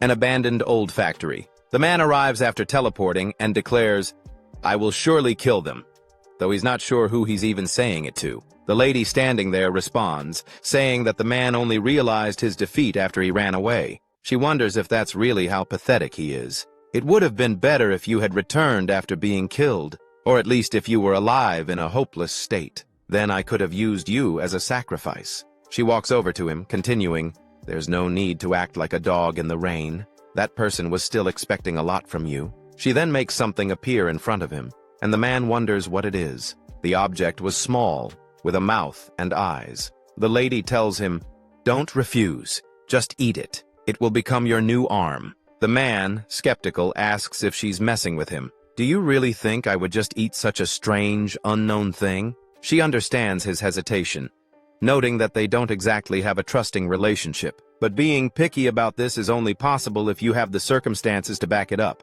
Even though it's not your primary weapon, I'm unsure if you could overcome this situation with effort alone. The man picks up the thing, muttering that if something happens to him, she calmly states, "Then you're free to do whatever you want." As he eats it, he screams loudly in pain. After a while, the lady watches and comments that they actually match better than she expected. She teases him, saying it might take all night to fully take shape, but this was just the first form. For now, he gains a new arm, and she tells him that if he uses it after some time, it will naturally transform into a more suitable form. "If you don't like it, you can tell me any time. The thing is like my child, so I can do whatever I want with it." Furious, he seethes about Dojan and Shin, vowing to kill them both. He also seethes with anger about the person who cut off his hand. The scene shifts to the airport, where a bunch of cameramen and reporters were gathered. A girl sitting with Dojan comments that it looks like a celebrity was arriving, given the number of photographers and journalists. Dojan responds that it's not a celebrity but actually a hunter. He then asks if she's heard of the Kim W Guild, one of the 3 biggest guilds in South Korea. The girl replies that she's heard of it but wonders why they're coming through the airport since it's a guild from their own country. Dojan mentions that he's been reading some articles and, apparently, there was a special invitation from the United Kingdom, suggesting they must have dealt with a really tough and dangerous gate. A reporter calls out Wu Haiyan's name and asks how she felt after successfully completing the City at Dia raid. Someone else chimes in, mentioning that Haiyan received a huge success payment from the British government. Another reporter asks if she thinks the top 3 guilds in South Korea could compete internationally. Haiyan's assistant steps in and says they won't be giving any interviews at the moment, but will respond with an official press release later. As they leave, the lady first expresses her admiration for Haiyan, saying she cleared her schedule until the next day. She mentions that Haiyan has a group interview with the representatives of the Sangwa Guild at 11 a.m.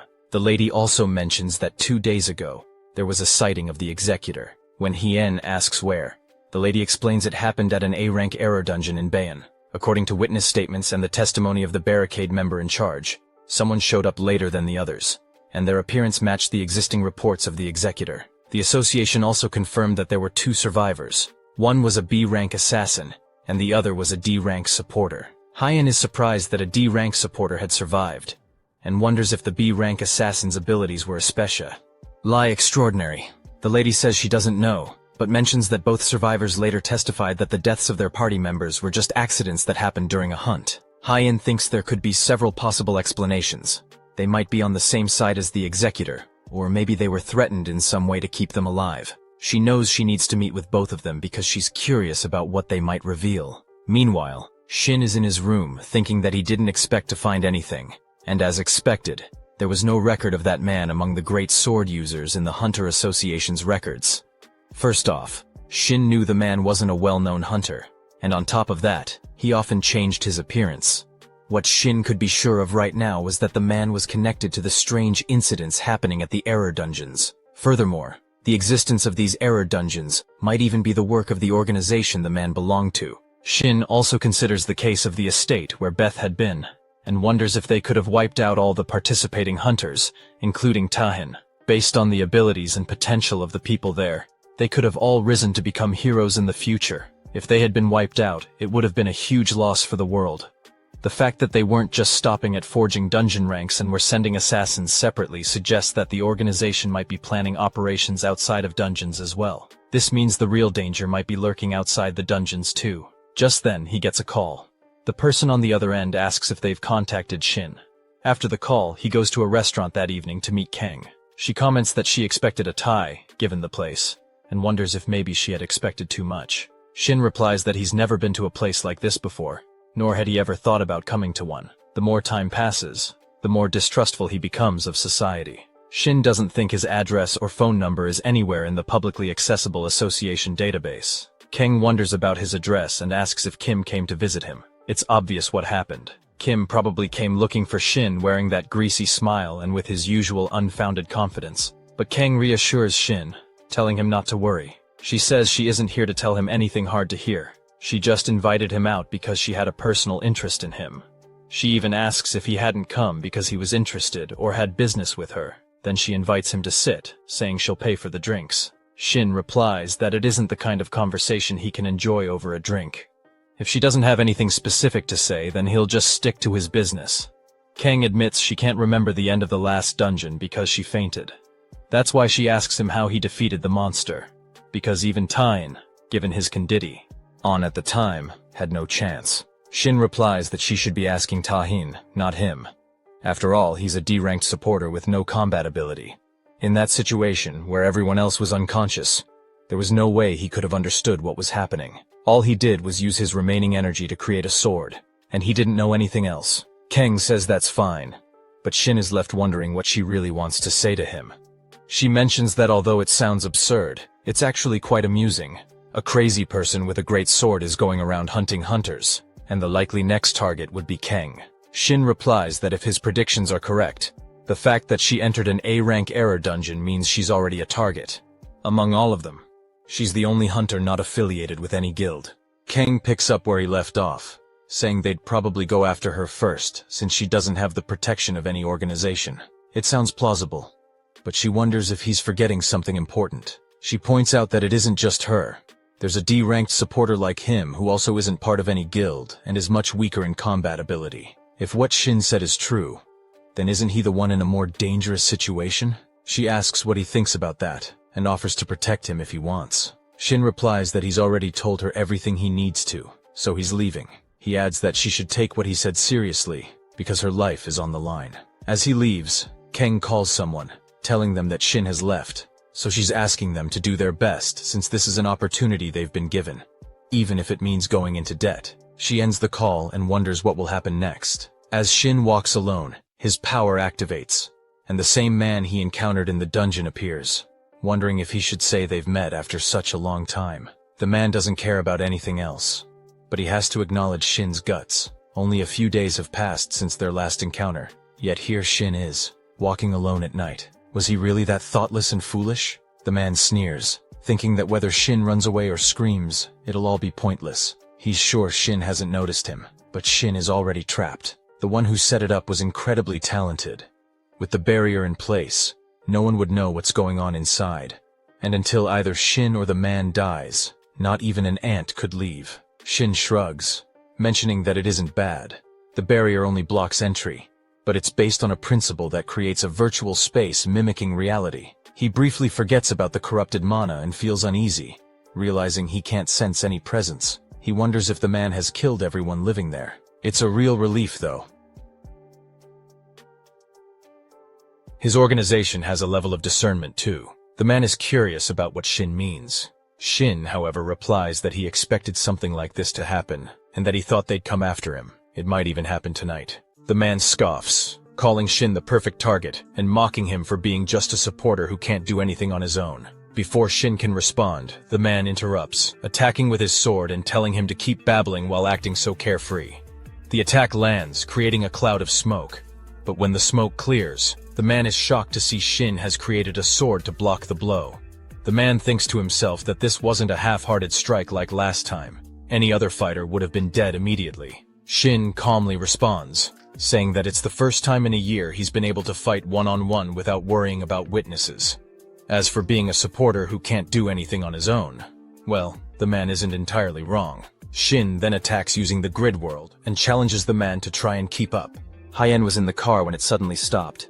She realized she couldn't see the sign indicating a gate, but she could feel a corrupted mana. As a saint, a class considered mid to upper tier among support classes, she typically used general mana as well as distinct divine power. Divine power was considered the opposite of corrupted mana, so while some classes might not detect corrupted mana visually, they could still sense it. Her assistant asked if they should report it to the association, since the corrupted mana had appeared right in the middle of a residential area. Hyen suggested they wait for 30 minutes. If she hadn't returned by then, they could contact the association as planned. She gathered her power, grabbed her weapon, and headed off. Her assistant felt like the area was an empty wall, but Hyen seemed to sense something. Then, to his shock, he watched as she passed through the gate. Not only had she crossed, but now he couldn't feel her presence at all. He hoped nothing bad would happen inside. Shin released his sword, preparing to attack. The man barely dodged, his anger flaring as he yelled at Shin, saying tricks like that wouldn't work on him. Then, he noticed a grenade land near him. A KM-38 mana grenade, a high-powered weapon used by the army to deal with large monsters. The blast hit the man directly. The lady watching from a distance was impressed that Shin had even made the Empress bow her head. Still, she considered him a troublesome opponent. There was nothing extraordinary about the weapons he materialized. They were just strong, sharp blades.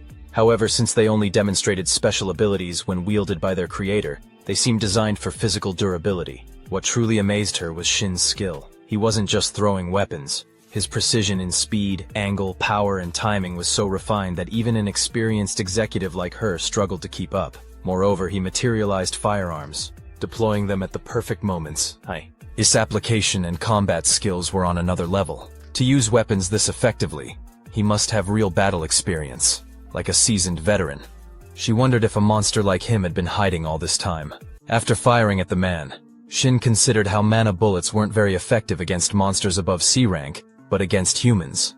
That was a different story. Human strength and toughness were on a whole other level, especially if attacked from behind in a defenseless state. He didn't want to imagine such a situation, but it wasn't like he'd experience it himself. He wondered if the man was ready to give up. Still furious, the man called Shin a bastard. Shin replied casually, saying he'd only asked out of politeness, then launched a barrage of swords. After the blast, the fog cleared, revealing the man had grown a new arm to protect himself. The lady watching sighed and activated her power, muttering that she had no choice. She hadn't wanted to get involved, but with her colleague in danger, she had to help. If she'd known it would come to this, she would have dealt with it earlier. The man admitted he might have been too greedy. She told him to do his best, and with that, his hand transformed into a weapon. Shin gripped his sword, realizing all of this happened because the man's right arm, which should have been cut off, was now fine. The corrupted mana had caused this unexpected change. Shin attacked again, but the man easily cut down his sword with his hand and struck back. Shin barely blocked with a barrier. The lady remarked that materializing strong weapons wasn't enough. Shin needed a countermeasure. Then, Shin remembered the gift Min had given him on behalf of Tahin as part of his guild contract, the Bloodstone of Irachen. It contained the final cries of the monster Irachen, allowing him to temporarily take on the class and abilities of whoever had slain it. His skill level and aptitude would match theirs for 1 minute, but once the time ended, he'd lose 99% of his stamina. Shin exhaled, never expecting to use it on himself. As the man charged, Shin activated the stone. For a brief moment, he possessed the same tier, rank, and aptitude as Tahin. He blocked the attack with a giant sword, feeling the overwhelming power of a fighter class. Then, the second round began. Shin struck with an explosive blow. The lady was shocked when she saw the item and realized it was the one secret she had been able to guess. It was the temporary class change from an item related to the Bloodstone affiliation, and the physical strength and energy he had were only temporarily granted by that item. But that weapon, how was it that she could sense corrupted mana from it? She couldn't believe he had received power from that person. And how could an ordinary hunter use corrupted mana? She thought back to the Beth Estate raid when Shin had no corrupted mana left. But somehow, even a small amount of corrupted mana in the Bloodstone wasn't missed by Shin's mana absorption.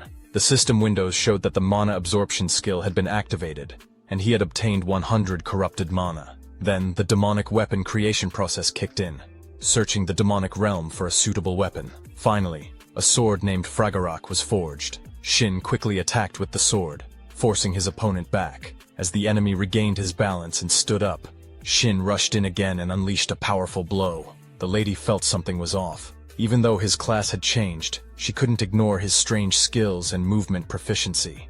It almost seemed as though he had been wielding a sword for years. Her question made sense. The Arakan's Bloodstone, while it allowed for a class change, didn't provide experience or proficiency. Plus, in his previous life, Shin never had a melee class, so it would make sense that he wouldn't have any fighter experience. That's why the demonic sword Fragarak was able to shine. Compared to the Leviathan that Tahin wielded before, Fragarak was a step lower in destructive power. However, unlike the Leviathan, which specialized in firepower, Fragarak had a unique ability as a demonic sword. Shin felt like he was being entranced by something. His senses and consciousness were clear, but it wasn't him controlling his body. Even the thought of wanting to cut felt like the sword was moving him. The demonic sword, which takes over its wielder with its own will. Ironically, that was exactly what made it so effective in that moment. The weapon was perfectly in sync with its wielder. As Shin attacked, his opponent was terrified and turned to flee, but Shin was already moving to strike from behind, slashing him down. As Shin stood there, he felt a sudden strain and wondered if the time limit had run out. The man, trembling, tried to get up, and Shin realized that with his current condition, one more strike would be enough to land a fatal blow. Just as the man tried to rise, divine lightning struck him. Shin, guessing what was happening, turned to see Wu Hein approaching from behind. She called out to him, saying she had a lot of questions, but it didn't seem like the right moment for small talk. Noting the severity of his injuries, she told Shin not to move and to wait right there. Hein captured the man, assuring Shin that she would make sure they wouldn't lose him. The man, confused, wondered what was going on with his body, then started bad-mouthing Hein, questioning what kind of situation this was. When Hein didn't respond, he asked if she was even listening, urging her to do something. Hein coldly pointed out that he didn't have any other choice. Then the man was placed into a machine designed to kill by decapitation. Shin and Hein stood there, shocked, as the man was killed. The One appeared, commenting that it wasn't a huge surprise. She hadn't expected it to happen like this, but she didn't think Shin would suffer so much in the end. The man had been worthless. With that, she removed the useless part. Hein shouted that it was enough, warning the woman that if she made another move she would attack. The woman wondered what Hein intended to do, and before she could think further, Hein launched an attack using divine power. The woman quickly put up a barrier to protect herself and the man's corpse, remarking that Hein had used divine power. If she had been hit, she might have died on the spot. She was lucky she hadn't been hit by it. Hein was shocked by the divine power and wondered if there was another helper besides the executive and the woman. The lady then said that they would call it a day. She would give in to Shin's demands for now, but she didn't plan on wasting any more energy fighting someone who wasn't under her command. Next time, though, she would come back and make sure to dress him up more gloriously. With that, she used teleportation to escape. Hein then turned her attention to Shin, who had fainted on the ground. Shin woke up on a couch in a strange room, confused about where he was. Had he been moved while unconscious? How long had it been? To his surprise, he felt almost at his peak. He had been exhausted. It seemed like he should have been bedridden for a week, unable to move a finger. But instead, he felt completely refreshed. Then he noticed his hands were restrained. Just then, Hein entered the room. She told him she wasn't sure how good his physical condition was, but she had done what she thought was best. She asked him to let her know if he felt any discomfort, or if something was wrong. He responded that he thought he was almost fine, all thanks to her. He wanted to thank her for helping and treating him. But then he asked why she had bound him. Hein explained that from now on, she wanted him to answer her questions as truthfully and honestly as possible. She then asked why he had been with those people. She promised to answer any questions he had afterward. She hadn't realized she already knew his name. He greeted her and then signaled for her to start, asking her to explain what had happened. Hein was an S-class saint, widely known among the public, not just among hunters. She was also the guild leader of Hainamu. Shin thought to himself that, in the memories from his past regressions, the Hainamu Guild wasn't one of the three great guilds. The concept of the three great guilds had been a bit unclear in his past lives. In reality, it had practically been a two-man show between the Overkill and Shinwa guilds. There was a guild called Soul Link, but rather than being an equal competitor, it was more of a step below Shinwa and Overkill. However, the current Hainamu Guild was different. It was now one of the three great guilds, measuring up to Overkill and Shinhwa. The difference between this world and his memories was so vast that he found himself curious about how Hinamu had managed to rise so far, and Hein was the key to that success. She explained that, to put it simply, she was just returning home after carrying out her plans. Shin thought to himself that she was the best healing type supporter, someone who had made a miraculous jump from C rank to S rank. He agreed with her explanation, clarifying that he hadn't been with those people and had actually been attacked by them on his way back. He recalled that, in his previous life, far from being the guild leader, Hein had been a mere supporter who had plateaued at B rank. He hadn't known her personally, but they had crossed paths a few times when their guilds worked together. As he remembered, she wasn't weak. She had an air of gentleness about her, but it was clear she didn't have the sharp edge she carried now. He couldn't help but wonder why her personality and abilities had changed so drastically, but there was no doubt that these changes had primarily benefited her. In that sense, Shin had every reason to suspect Hein of being in league with the hero hunters, but she had actually rescued him and stood up against those guys. She then said she had one more question. Was he acquainted with the executive? Shin replied that it wasn't a question he could answer, but he would like her to answer his question first. He noted that she seemed to know the executive very well, given that she hadn't reported him to the association and was personally interrogating him. It seemed like she intended to track him down on her own. So he asked, why was she doing that? She responded by asking if he was questioning the person who had saved his life. Shin replied that he wasn't stupid. He couldn't even use magic since he was tied up, and there was no telling when she might decide to kill him. So it made sense for him to question her. She told him she had already stated that she didn't intend to harm him. Shin responded that he couldn't just take her word for it. It was true that she had spared his life up to that point and fought the executive, but that alone wasn't enough for him to tell her everything he knew. Shin pointed out that Hein had seen it with her own eyes. Could it be that after the merciless killers of his comrades failed and things didn't go well, she fought the executive to rescue him? Or maybe it was all set up from the start, to abandon the executive so she could extract information from him? Somehow, she had managed to get through the barrier the executive had set up. A barrier that supposedly no one could pass. If she really knew about the executive, then Shin's suspicions weren't just paranoia. Basically, she didn't want superficial answers. She just wanted proof that she had no connection to those guys. She laughed when he suggested she had connections with those bad people, saying it was unpleasant. She decided she would tell him about herself first. She started by mentioning that she had a younger sibling named Jayen, who, unlike Hein, was extremely talented and capable. Jayen? The Fire Lotus's Jayen? Shin realized that unless it was someone with the same name, there was no doubt. Jayen was one of the players called a hero, and then it hit him. Hein was Jayen's sister.